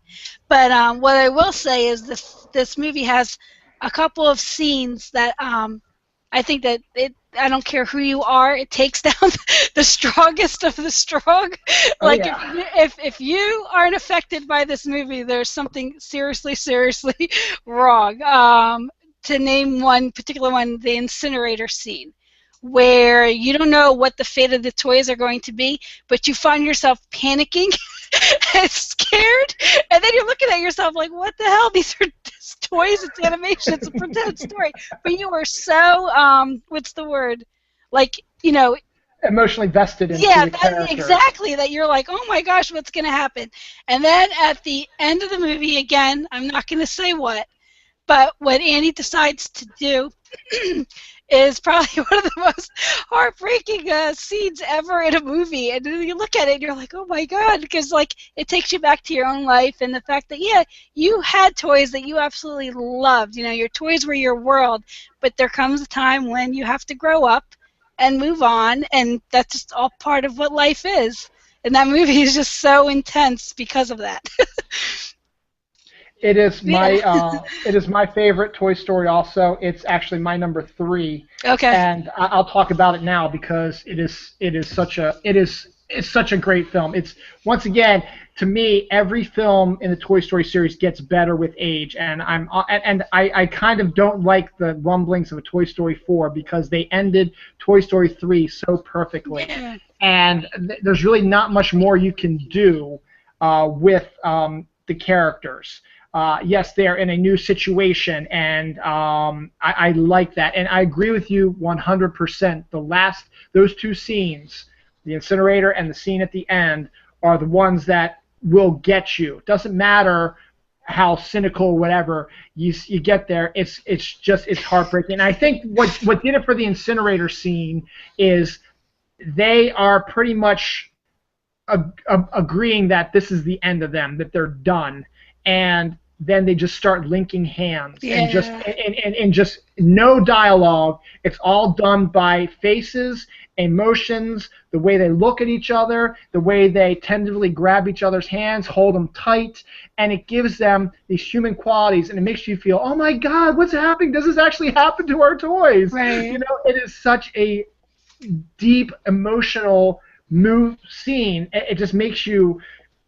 I swear, it made me tear up a little bit. And then the end, what happens at the end? Then they just give you a double whammy of what exactly happens. And that last shot, which I'm not going to get into, is just. I know what you're talking about. Just with Andy, last shot with Andy is just exactly. And up to that point, it was a good film anyway, and that just elevated it to a fantastic film because you start off with that first scene, which is Andy. You know, what they did a lot was where they did it in Toy Story 2, where the toys are. It looks like they're in a scenario, like they're in the Wild West, and they're fighting each other, like having a battle. Yeah. And you hear Andy narrating it, and you realize, okay, Andy is imagining this in his head. He's playing with the toys, but you're seeing what he's doing without Andy's hands. So you actually see them, playing each other. Right. The first 5 to 10 minutes of the movie is just this big, long scene of the toys playing, and one of the most elaborate sequences you've ever seen. It is one of the best ones. It throws dinosaurs, trains, troll dolls, a barrel full of monkeys, giant pig planes, and Woody, Jesse, and Buzz Lightyear, and explosions and everything, and makes it into one of the coolest scenes ever, and it's a way to really grab you. And then the montage that follows, where you see that the mom has been videotaping his son thinking all this in his head, and then you see a montage of all the videos as he's getting older and playing with his toys like that, and then it's like bang, and it goes to black, and you hear them talking, and you realize, okay, they're in a trunk, and Andy is now going to college. Yeah. He's now grown up. You don't play with toys anymore. He's kept them in a trunk because, you do that. You keep your toys. You might store them away, but you sort of keep them around till you move on to the next part of your life. Mm-hmm. And so he's going to be going to college in a few days, so he's got to make some decisions about what he wants to do. And needless to say, you've already covered what happens. They end up going to the daycare center, which actually is kind of a brilliant place to put toys. And I understand why they did what they did, and I understand also that there are kids who will do what they did to those toys, draw marks on them, lick them, throw stuff in. Like with Mr. Potato Head, he has a little compartment in the back. They throw Play-Doh inside, stuff like that. But Lotso has a good point, though. If you are a toy that has been rejected or whatever, you will never be rejected here, because what's going to happen is one kid, if they get older, they're going to move on. But you know what? There's hundreds more kids over the next few years who are going to be making their way through. That's why a daycare center actually is not a bad place to take used toys. Despite the fact what you see in the film, it's actually not a bad place, because if the toys have these types of feelings, whatever, it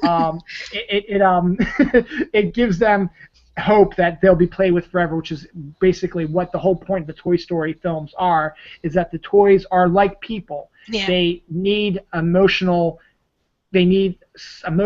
tenderness. They need someone to play with them. They need to be together. They're very big into family. So, the whole thing that permeates through the series is family, friends. They're a group, and they have to work together. They play together. And that's one of the other things also. The reason why, and I told you, the reason why I put Toy Story 7 or Toy Story 1 at number 7 was because I didn't like the antagonism between Buzz and Woody. Right. And then they become friends in 2 and 3. But in 2 and 3, they have a realistic relationship. Yes, they're good friends, but yes, they have differences of opinion, and they do still chide each other a little bit, and they still get under each other's skins a little bit. But that's normal. In the end, they still like each other. They still love each other. Okay. But it's in a more realistic way, because let's face it, you love your spouse, you love your children, but there are some days you're just like, yeah. And it's the same way, and they do a really good job of making them more human, as it were, having these complex relationships that the characters have with each other. That yes, some of the things that they do they're not going to agree with, like the whole thing about Woody saying we need to leave the daycare center, and they're like, no, we want to stay. You're going to have a difference of opinion, and I did not think it was cold of Woody to leave without shaking Buzz's hand, because Buzz says it might have been a mistake that she was going to take us to the trash, then to the daycare center, but they still did that.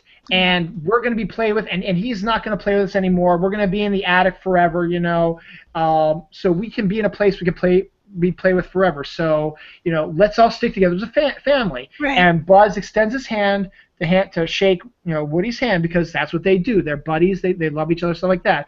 And Woody looks at him, pulls his hat down, and walks out the door because he's mad at them. But you know what? It doesn't mean he hates them. No. He still loves them. They're still his family, but they have a difference of opinion, and he knows there's no way he's going to be able to change their minds, and he's angry. He's hurt a little bit that they do not want to come with him, and that he feels like that they're rejecting him as part of the family because they want to stay here, and he doesn't want to. Right. And it's all these emotional things that these movies give you, and this one, of all of them, is the one that hits you in the gut the hardest. Not just because of you're hitting the scenes where, okay, it's a time where toys are going to be locked up, stored away, kids are getting older, moving on to college, and it happens. We all know it happens. As you get older, that's one of the things you do. That's why you have kids. That way you can play with their toys when you come back in. and then you bring in Bonnie, who is a younger girl who's hyperactive, very imaginative, and you introduce a whole bunch of new characters who are all great. You've got the unicorn, you've got the thespian porcupine, you've got the doll, who, let's face it, if you watch the doll and how she reacts to Woody, she has a thing for Woody. And it's great. I love the fact that Bonnie, the actress Bonnie, who was the voice of someone else.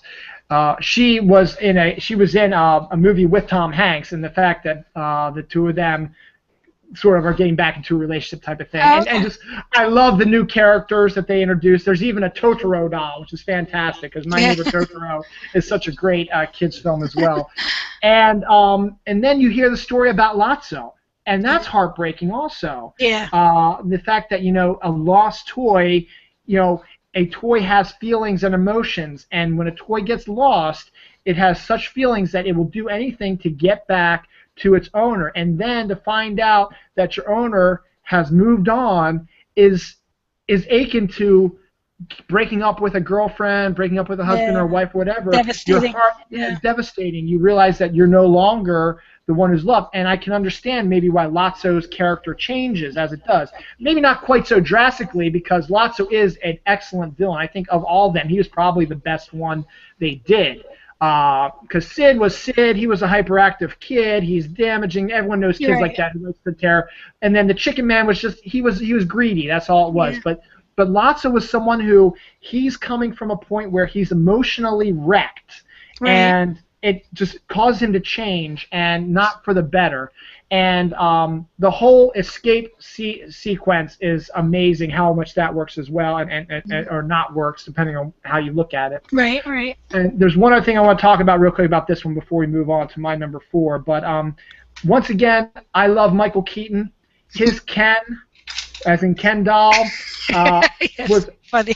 probably one of the best parts of that film. You've got metrosexual Ken. It is one of the funniest, and Yes. Michael Keaton just nails it. He nails the character perfectly, and does such a great job with it. And it seems like he's having a blast with the role. He And probably then was. and then you've got Jodie Benson, who reprises her role as Barbie, and she's playing the role of Barbie as well. And the two of them just click. They have such a great chemistry. It's such a great. And I know I'm talking about two animated figures, but Right. it works perfectly for them, and Right. it's great. And also, you might not know this, Whoopi Goldberg is the voice of one of the evil toys, also, like the Oh, really? tentacled monster one. Yeah. Oh, So the purple octopus? yeah, exactly. Okay. Yeah. So she's got a pretty good cast about that. So Cool. I'm going to talk about something else when I get to my number 3, just real quick to touch on, but I want to hit my number 4 real quick. Okay. I don't know if you've seen this one, or maybe it's higher up on your list. I don't know. But my number 4 is Brave. Have you seen Brave? I have not seen Brave. My kids have seen it, Okay. but I actually have not watched it. Yeah, and I hear it's really good. So I didn't put it on there just because I wasn't familiar enough with it. Yeah, similar Yeah. with Ratatouille for me and Right. stuff like that. I absolutely love Brave. I mean, that's why it's my number 4. Mhm. And what I like about Brave, it's once again, it's Pixar changing the rules again. In all the Disney princess movies, because technically Meridia is a princess. Okay. But because her dad is the clan leader for his clan. There's 3 different clans in Scotland, so it's old time Scotland, Okay. old age Scotland with crumbling castles and lush greenery, and the scenery is just absolutely gorgeous. Giant witches and bears and crazy stuff. And her dad is the clan leader of that area of Scotland, and then there's 2 other clan leaders who have other parts of Scotland, and they all come together because Meridia, it's her time. She's a teenager. She's probably maybe 14, 15 years old, 16 maybe, and you're going to have to, you're a princess, you're going to have to be set up with a husband. Oh, okay. You got to be set up with a prince so you can have, it's just the way you are. You're a princess. Those are the rules. You have to be Right. set up with a prince. You might not like it, and you can't, and you might not love the person right away, but it's one of those arranged marriages that just happens to be old school style religious beliefs that they believed in. Okay. And Meridia is the type of girl that she's more like her dad. Her dad is the Klansman leader, but he's like the crazy old drinking, hunting, loud, boisterous, fun-loving, eats a lot of food, big, loud, crazy guy. Her mother is the real power of the throne, even though he's the head of the clan. Right. She's the one who makes all the decisions. Of course, the woman behind the man. Exactly. She's the one who is the boss, Right. And she wants to, make her daughter be more like her because she can see that her daughter is more like her dad. She loves to ride her horse. She loves to climb rocks and mountains. She loves shooting her bow. She loves going hunting, and that's everything that her dad is.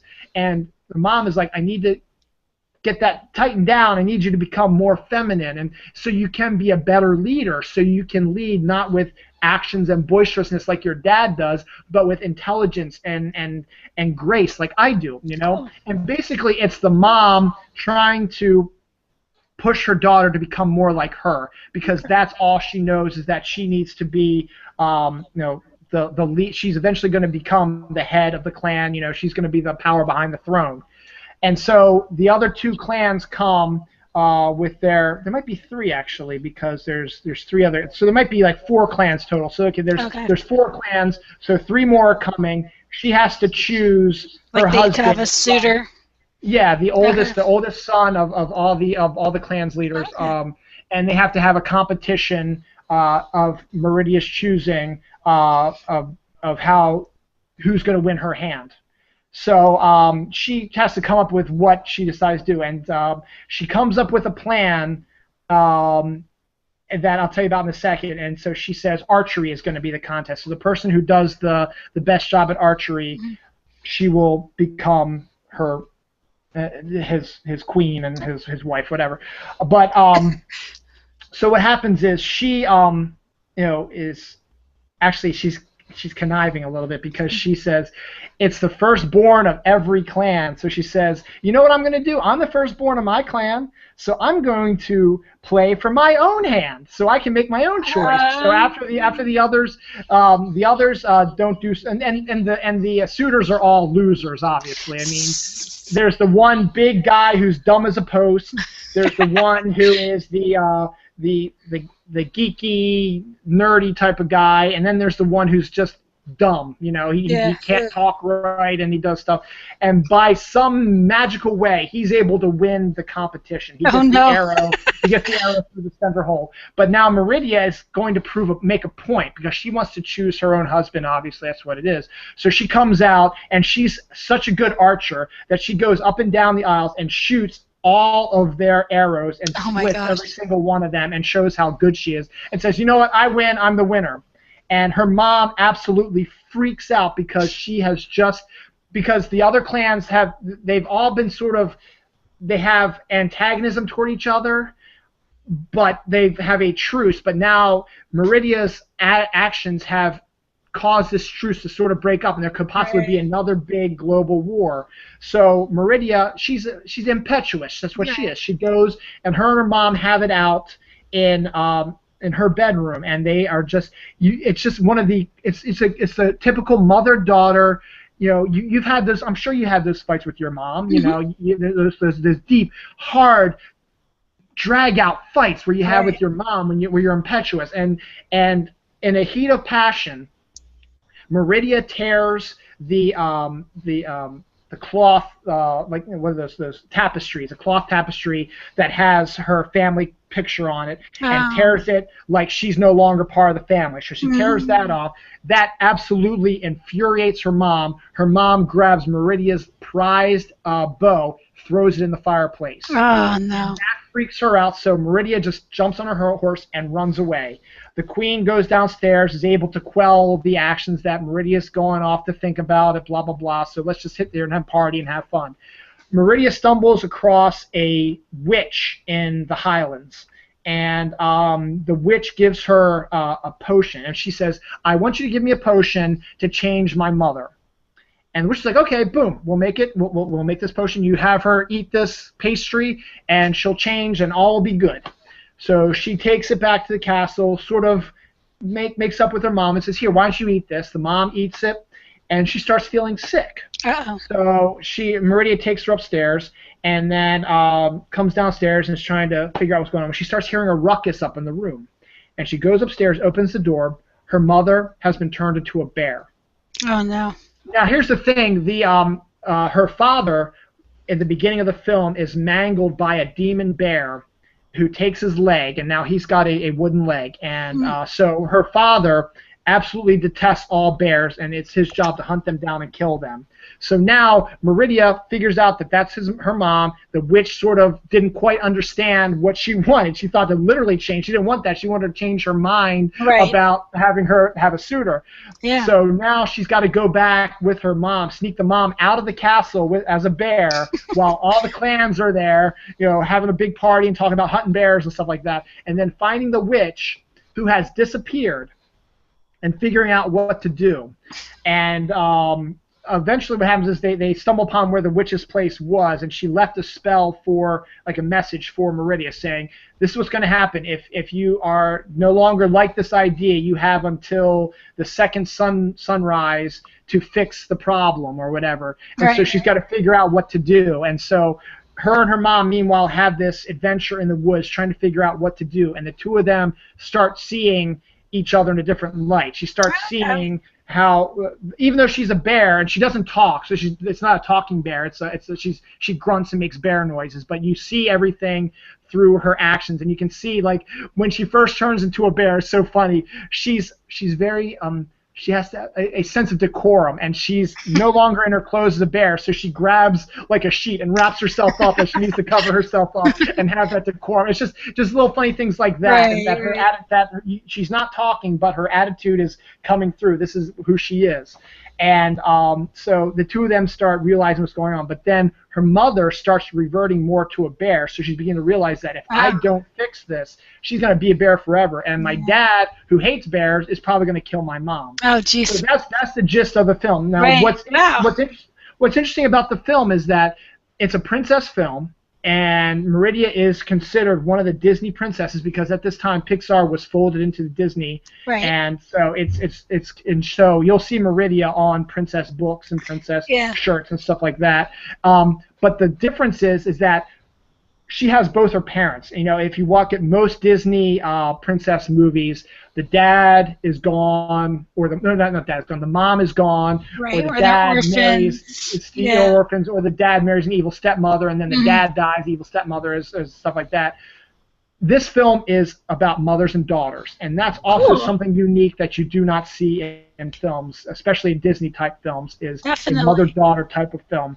And that's what this is. And there's a lot of comic relief in it as well. She has 3 brothers who are triplets, and they're probably like 5 years old, and they're little terrors. So they work together to torment their nurse, the one who and steal food. And it's really funny. And what happens to them is great. So and just the entire story stuff. But it's the lush photography. The setting is Scotland, so it's lots of greenery, lots of mountains, lots of woods, lots of supernatural aspects, the will-o'-the-wisps, the demon bears, and it's at its core, it's a mother-daughter film. It's a film about a mother and a daughter connecting and trying to understand each other's ideas, and what happens at the end is fantastic. So I highly recommend. It's a great film. And it's wonderful. And once again, it's not your typical film. It's not your typical like Pixar film that you're expecting. I mean, you've had all these films with robots and toys and monsters, and now this is a story about a family. They happen to be Scottish and they talk in the Scottish accent, but it's about family, and it's something that is a little bit different. So Brave is my number 4. Neat. So Brave was 4 for you, and Toy Story was 3. Okay, so my number 3 is from 2003, and it's about a little fish who wants to rebel from his dad, and that is Finding Nemo. Finding Nemo I thought was so cool and different, for its time. It takes place underwater, so you've got the fish and all the underwater sea life, and it's just amazing, the coral. So, we have Nemo, and Nemo is, when the movie starts, actually, it's Marlin, his dad, and the mom, and she's just, I guess, hatched all the eggs and is protecting them, but the anomaly, is that how you say it? Gets attacked, and Marlin gets knocked out, and when he comes to, he realizes that his wife has been killed, along with all the eggs except for one that has a little tear in it. So he takes care of it until it hatches, and that becomes little Nemo. And he's okay, except one of his fins is little and it's ripped. So Marlin, is extremely overprotective of Nemo. So then the story cuts to first day of school. And Nemo is thrilled, and Marlin's like, oh, maybe we should wait another year. And he's like, no, I want to go. I want to make friends. So they go. And Marlin is just, giving him a hard time every step of the way. Even the teacher / bus driver, whatever you want to call him, they, he finally. Ray, is that his name, Mr. Ray? Mr. Ray, because it's This is gonna be you and me, like with cars. So then, so he lets Nemo go, and Nemo makes some friends. The three little fish or whatever, and he eventually ventures past the point that they're allowed to go into the sea. And the kids start daring each other. You go a little further. Oh, I'm going to go further. And then, no, you go further. And Marlin realizes what they're doing and gets mad and yells at Nemo and says, you get back here. That's dangerous.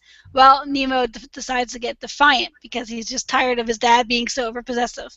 So he takes it a step further and flies straight out into the wild blue yonder, so to speak, of the sea. And sure enough, there happens to be a diver in the water.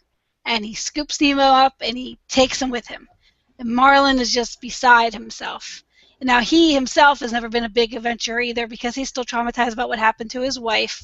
So he decides, well, you know what? It's now or never. I got to find my son. And he ventures off. And the whole story is basically his adventure and the people he meets: Dory the fish, Bruce the shark, which is one of the funniest little group of sharks you're ever going to meet. They have a I don't think I wrote it down. They're rehabbed in that they decide not to eat sharks anymore or fish anymore because fish are their friends. Fish are friends, not food. That's right. I knew there was like a little slogan that they would say. And so you see. Well, Dory's funny because she has short-term memory loss, which I seem to have it too at this moment. But the two of them sort of partner together, and they're off to find Nemo. Meanwhile, Nemo has been taken by a dentist, and he's in Sydney. So he ends up in the dentist's aquarium, and he befriends all the other fish. The main, I guess, head honcho of the aquarium is Gil, and he has a big shredded piece of fin as well. And they have this big, huge escape plan. Marlin and Dory get help from some sea turtles. They end up in Sydney. A pelican actually gets them to the dentist's office, and then from there you just don't know what's going to happen. Is he going to get saved? But I mean, it was just such a beautiful movie for its time. Really, there was nothing like it before it came out, and just a great, great movie. And so that was my number 3. Yeah. Nemo's higher up on my list also, not much higher, so I have 2 left, and I'll talk about that when we get there too. But yeah, Nemo is fantastic, and I'll talk about that in a second. And so my number 3 is Toy Story 3. So there was something else I wanted to add to it, but I'm trying to remember. Oh, and this might be something I could add at the end, but I figured what I like about the Pixar films is that they add little Easter eggs in all their films. Okay. And one of the best ones in Toy Story 3, which is my number 3, is the garbage man is actually Sid grown up. I don't know if you knew that. Oh. You can tell because they focused in on him at one time. He's got the same skull T-shirt. Oh, funny. On, so he's become the garbage man. And just every one of the Pixar movies has a little added Easter egg here and there, like in Finding Nemo, for example. I've never actually seen it because I haven't slowed it down enough, but one of the scenes where you're flying into like the dentist's office, there's a road right outside the dentist's office. One of the cars from Cars, like Lightning McQueen, is riding on the road also. And then in Brave, like I mentioned on my previous one before, a lot of people have been pointing out that in the witch's hut, the witch is a witch, but she's also a wood carver, and there is a wood carving of Sully.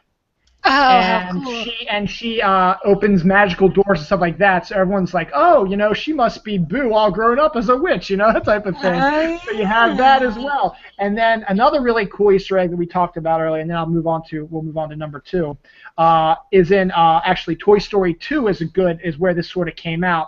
Is you hear the story about Jessie being loved by a girl, and then the girl rejects her and throws her in there. I know this one. Yeah. And the theory is now that the girl who had Jessie ends up being Andy's mom. Yes.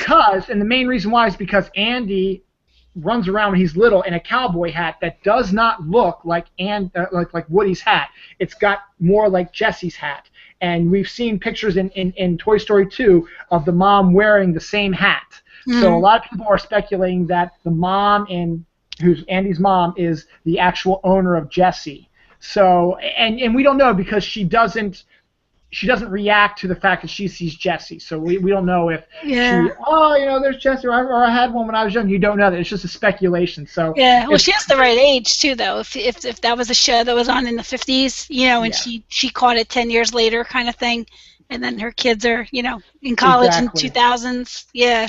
Yeah, so and then there was also, I'm not going to talk about this because it's really complex, but there's a guy who came up with the idea that every Pixar movie shares the same universe, and he uses different time travels and different things that stories take place. Like Wall-E looks like the end of everything. The Earth has been destroyed, but then they've rebuilt it, and they've built these smart cars and stuff like that, and then eventually the humans die out again, and now the cars, who are the smart cars, have evolved into the cars and so it just goes into those, it's a whole bunch of different things. So number 3 for me was Toy Story 3. We already talked about that.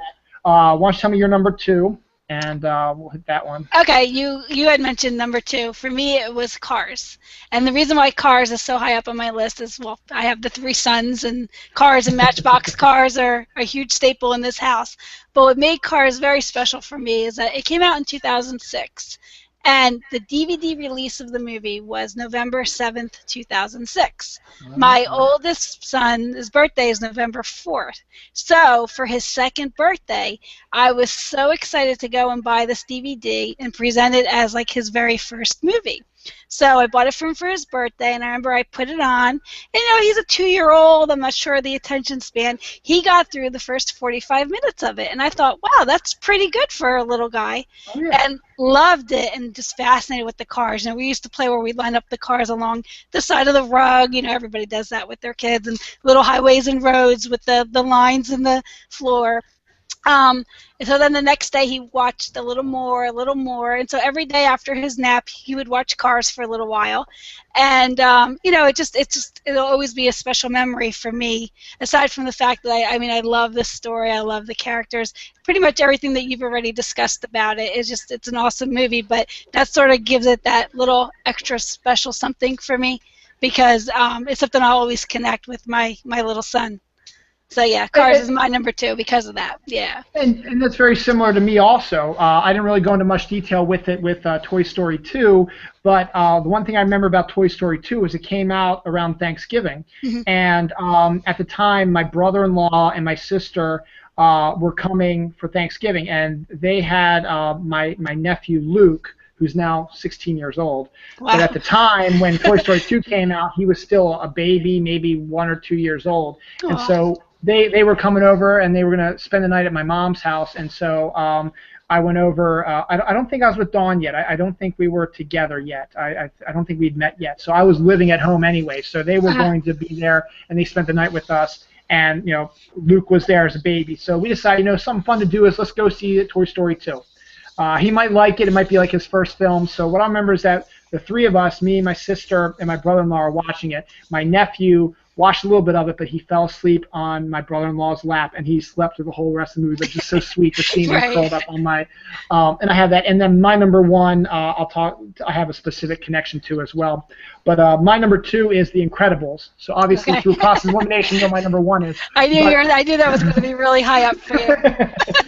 my number two is The Incredibles. We've already discussed it for the most part.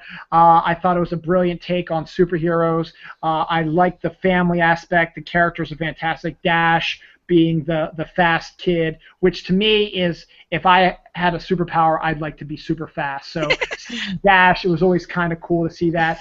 And then seeing Violet being the shrinking Violet, as it were, her power being invisible, and the fact that she feels invisible in the world because she's like not goth girl, but she's like the very shy, quiet girl, and the boy she likes is like the most popular boy in school, and she disappears whenever she sees him and stuff like that. And the fact that both of them have such a great character arc in the film, and it doesn't play as much. It's more of a background arc, but it's still there. The fact that Violet turns from being the shrinking Violet to becoming a very strong, powerful girl. And for the most part, if you think about it, invisibility is a pretty big power. I mean, there's a lot of stuff you can do with it, and if you are not trained properly, you could actually probably kill somebody by putting them in like an invisibility bubble and sucking the air out. You could probably kill some, or you could you could do whatever with the invisible. So the fact that she's grown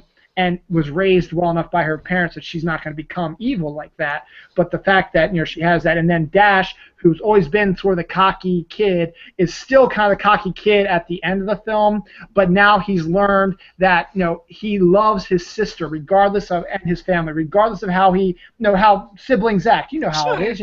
They hate each other, they fight each other, but they will defend each other to the end. And one of the greatest scenes is when Dash thinks that his sister is getting shot at and might be hurt, and he beats the crap out of one of the bad guys for hurting his sister. He's like, "Don't you dare hurt my sister!" He's like, pound him, and just shows the pure love that he has for his sister. So he might be the annoying little brother, but he absolutely adores his sister, and it shows it. And then Jack, just Yeah, I wanted to have Jack, Jack's powers.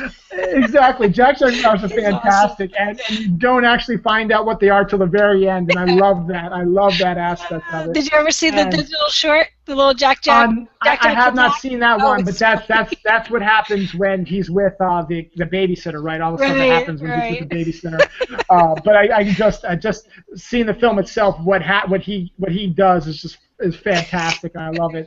And Elastigirl and Mr. Incredible play off each other very well. And then we got to give props to Samuel L. Jackson as Frozone. He did a great job.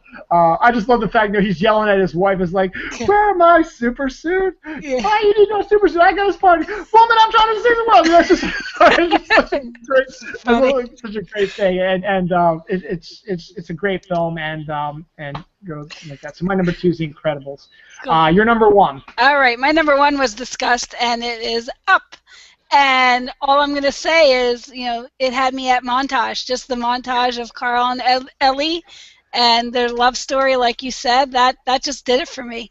And everything else is just, just the cherry on top, because you get to see Carl do his best to fulfill what Ellie's life dream was, and just the bittersweetness of that all. And then, he also realizes, too, that his life can go on, through Russell and his friendship with Russell. And it's just so beautiful on so many counts. So Up definitely is my favorite Pixar movie. I love the scene at the end when Russell is getting his award, and Carl comes out and is like his father type, and is proud of him and stuff like that, and just that's a heart Yeah. ripping thing. Is okay. He's become kind of like the grandfather figure now, father figure. He's been able to now do what he have a kid that he can hang out with, and the kid, and I can tell Russell and him are going to have adventures. They're going to have a relationship beyond just the one adventure they had.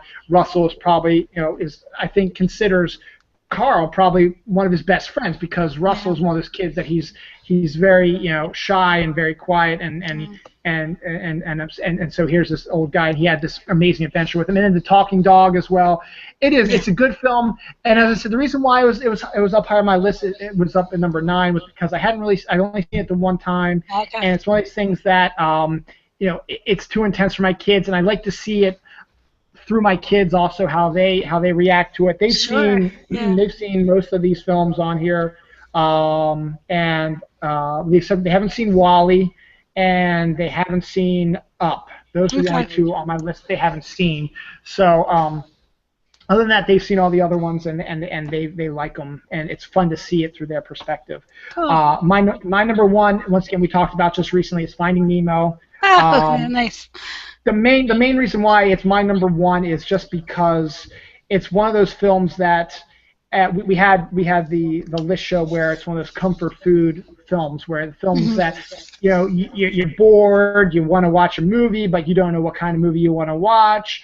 It's always one of those, like, let's watch Finding Nemo, or like if we go on a long car ride and we need to get a movie out. We have all the flavor of the month movies, but then I asked the kids, hey, do you want to watch Finding Nemo? And the kids absolutely adore it as well. So they're like, yeah, we want to watch Nemo. So we put it in there. It's just everything works in Finding Nemo to me. It works because Dory is such a great character. Marlin, despite the fact that he is such a overprotective dad, he is a fully formed character, and there's reasons why he's as overprotective as he is, and it makes sense why he is. And we also learn at the end of the movie that he's now starting to change as well, and becoming less overprotective because he had this big adventure, and plus the help of Dory as well. And just Dory's story is just heartbreaking as well. Her family abandoning her, her short-term memory. It's got to be frustrating to have a situation where you don't remember what happened 5 seconds ago. Yeah. It's got to be frustrating, and you see that brought out by Ellen DeGeneres, who does a great job voicing Dory. Yes. And and then you have the kinship of the aquarium fish, Mm-hmm. you know, and all their different stories, and they take to Nemo right away. They don't feel threatened by him. They don't try to bully him. They try to help him. They want him to be happy. They want him to be, once again, part of the family that has heart. It's a family heart, stuff like that. And then all the people that Marlin and Dory meet along the way, from the sea turtles who, you know, Crash and his son, and their cool stuff that happens there. The whale, the three sharks, you know, Bruce and his other two cohorts. Yes. The seagulls. I forgot about that. The seagulls. Mine. The pelicans. I love the pelicans also. Yes. Pelicans are fantastic. Just even, once again, John Ratzenberger, MVP. He's the voice of the swirl of fish that creates the arrow. They made the arrow, and they made fun of Marlin and stuff like that. That's John Ratzenberger. Okay. And then you even have, you know, you see them only a little bit, but the people who live in the reef where Marlin and Nemo live, you know, you get a little bit of taste of what their life is like also. So you have all these fully formed characters, and you even get a really good glimpse about Nemo's mom before the bad thing happens to her. Yeah. You get an idea that she loves Marlin, but Marlin is still overprotective even at that time, and he lacks self-confidence, and he has to be built up, and she's like, you're doing fine, you're a great guy, you know, just trying to, she believes that, but she's like, you always say this to me, and I always have to say this to you. I love you, you're my husband, you know, everything is great, I'm happy, but she just has to keep massaging his ego. Reassuring him, and it's just, all these characters are fully formed, and that's one of the reasons why I love the movie so much. And you said you had a special kinship with Cars. Mine is Dawn and I, we did not see Nemo in the movie theater because the year it came out was the year we got married. Aww. So we were in the middle of doing all the marriage prep and stuff like that. Mm-hmm. So when our honeymoon came, we had, you know, the hotel room, the hotel room we had, the TV had the movie channels, which played the movies that had just come out, you know, like 2 or 3 months previous, that were just before they came out on DVD. They have a little bit of run on these, like, on-demand type of things. And we had wanted to see Finding Nemo, so, you know, one night after one of our, I think it was the night that we went to Monterey and Carmel, we took a tour of all those places, so we've been up since, like, 8 a.m., and we've been walking and doing all this stuff, and we got back, like, at 8 p.m., and we didn't feel like doing anything because it was just such a long trip. I mean, it was fun. Right. We did so much walking. We did so much. We saw so much stuff. It was just really, really cool. We said, you know what? Let's just sit back. Let's just watch a fun little movie. And Finding Nemo happened to be there. We watched it, and it was the first time we'd seen it, and we both loved it. So that's why Finding Nemo is my number one. So I think that was a good top 10 list. I have a question for you. You said that there was a movie that John Ratzenberg only had 2 lines in? There's a couple of them. Brave, he's just like a guard. He has like maybe 2 lines as a guard, and that's all. He's not one of the other characters. He's not one of the main characters. So he's like a guard that says like 2 lines. And then in The Incredibles, he's the mole man at the end, the underdweller. He's the bad guy, the bad guy that The Incredibles now they're a family and the heroes are back. That's the next villain they're going to take on at the very end of the film. So those are the only 2 movies where he has only a very small part. Okay. I mean, Finding Nemo, he's the fish. I mean, that's a small part, but it's a little bit bigger and more lines. You know, Toy Story movies, we know he's the main character on that. Wall-E, he's the one of the guys in there. I don't know who he was since I haven't seen Ratatouille. I don't know who he was in Ratatouille, but he's probably one of the He could be one of the rats. Or he could be one of the rats. Yeah. At Cars, he was the truck driver who drives Lightning to California and takes care of him. And Up, I'm trying to remember who he was in Up. He was I think he has a small role in Up also, but I don't remember. Was he one of the island creatures? He might be on the island. He might be one of the island creatures, or one of the dogs or something like that. But he does a voice in every single Pixar movie. Cool. With maybe the exception, the Planes movies. I'm not exactly sure if he does a voice for those, but I those want are. to say he was in there, but you know what? I didn't like that movie. We went to the theater, and I think even the kids, they sort of lost their attention on it too. I was disappointed. I thought it was going to be as cool as Cars, but with planes, and the story was just very lacking to me. So was that the first one then? The first one, so we Okay, haven't yeah. even bothered to see the second one. What I think the second one, it might actually be better. Okay. Because I was thinking about, because when I saw in the ads for the first one, it seemed like it was a rehash of Cars, but it tried to be, but I think, like you say, when they're lacking heart, it was sort of like he wants to win this race, and after like 15, 20 minutes, it almost became like, who cares if he wins the race? Like you don't have the same emotional attachment as you do to Lightning McQueen, which you know Lightning's a jerk, but there's a reason for it. He doesn't have any friends, and he realizes it, and then wants to change himself. And I don't think I saw any kind of transformation in Planes because of that.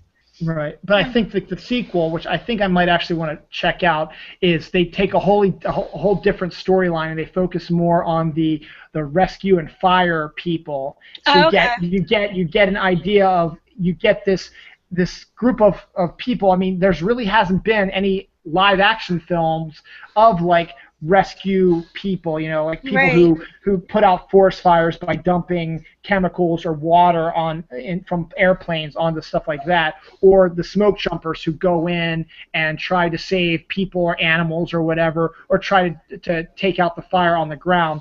I think the sequel, the Planes Fire Rescue, whatever, they took a look at that group of people, and as I said, I haven't seen it, but just from what I've seen, it looks like it's a different story. It doesn't look like it's like, to me, as I said, Planes looked like it was a rehash of Cars. This doesn't look like a rehash of any of the movies that Pixar's done before, or any other movies. So I don't know. I haven't seen it yet, but we gotta shut this down because I'm going out to eat in about 20 minutes. That's right. So. That was awesome. I really liked our list. Yeah, I did too, and we had different enough that we could talk about different things, and we had two different ones, at least on our list. So that's a good thing. Yes. So Jerry and I will be back next month. We don't know what the list is going to be yet. I'll connect with her in a week or so. We'll discuss what we're going to do, and I'll let you know over Twitter and whatever we're going to decide to do, and what the date is, because once again, it might be a date that I might not be able to do, or Jerry might not be able to do. So it might be again on Saturday. It might be a different time, So we'll see. Okay. Let me throw out a few more things. Snark Alec Radio, 9 o'clock on Thursdays. Next week. On Monday is my 1-year anniversary of doing Dylan Knows. I'm going to do my own Dylan Knows show on Monday, 9 o'clock, just a retrospective of Dylan Knows and just a few other things as well. And then next Sunday is going to be my paranormal show with Daphne Dew. We'll be talking all things paranormal. And then at the end of the month, I'll be doing a great episode of Dylan Knows International. I'm really excited for. It's going to be focused international for the most part. Has been a potpourri of stuff. We talk about whatever we feel like, but I got a special guest, a woman by the name of Jessica. She is a member of the Comicosity Hangout, which is a hangout of 3 women who discuss comic books every Monday night at 9 o'clock, and they are able to actually get interviews with the writers and artists and talk to them about that and interview them, and it's a really good hangout. Really neat. And really cool people. I follow all 3 of them on Twitter. They're all great ladies, and Jessica is like the woman who came up with the idea, and she's going to be on the show as part of International in 2 weeks, along with Bronwyn. Bronwyn's significant other, Steve, is going to be there as well. And MJ Khan, my comic book guy, who I host the comic book show, he's going to be there too. So we're going to have a Dylan Knows International. It's going to focus a lot on comics, but I think I'm going to try to throw some other stuff out there because, it's asking Jessica, who talks about comics all the time, to continue to talk about comics. She might like it, but at the same time, it might be fun to talk about some other stuff as well. So we'll talk some comics, but we might throw in some other stuff as well and have a little bit of fun. So stay tuned. Catch me again on Monday, 9 o'clock, and Jerry and I will be back in October. I don't know the exact date. It'll probably be, it's the second week of October, so it's going to be somewhere the 8th, 10th, 14th, something like that. So you'll know when we're going to be around. So thank you for having me. No problem, as always, and fantastic. Another year going by. So when you're back on, we'll be well into the second year of Dylan Knows. So fantastic. So on that note, enjoy the rest of your Saturday, enjoy your Sunday, and have a great weekend. And stay cool. And watch and go see some of these Pixar films. They're absolutely excellent. Yes. You've probably seen them all, but you know what? Why don't you pull one out you might not have seen in a while and watch it? All right? Take care. Bye. Bye.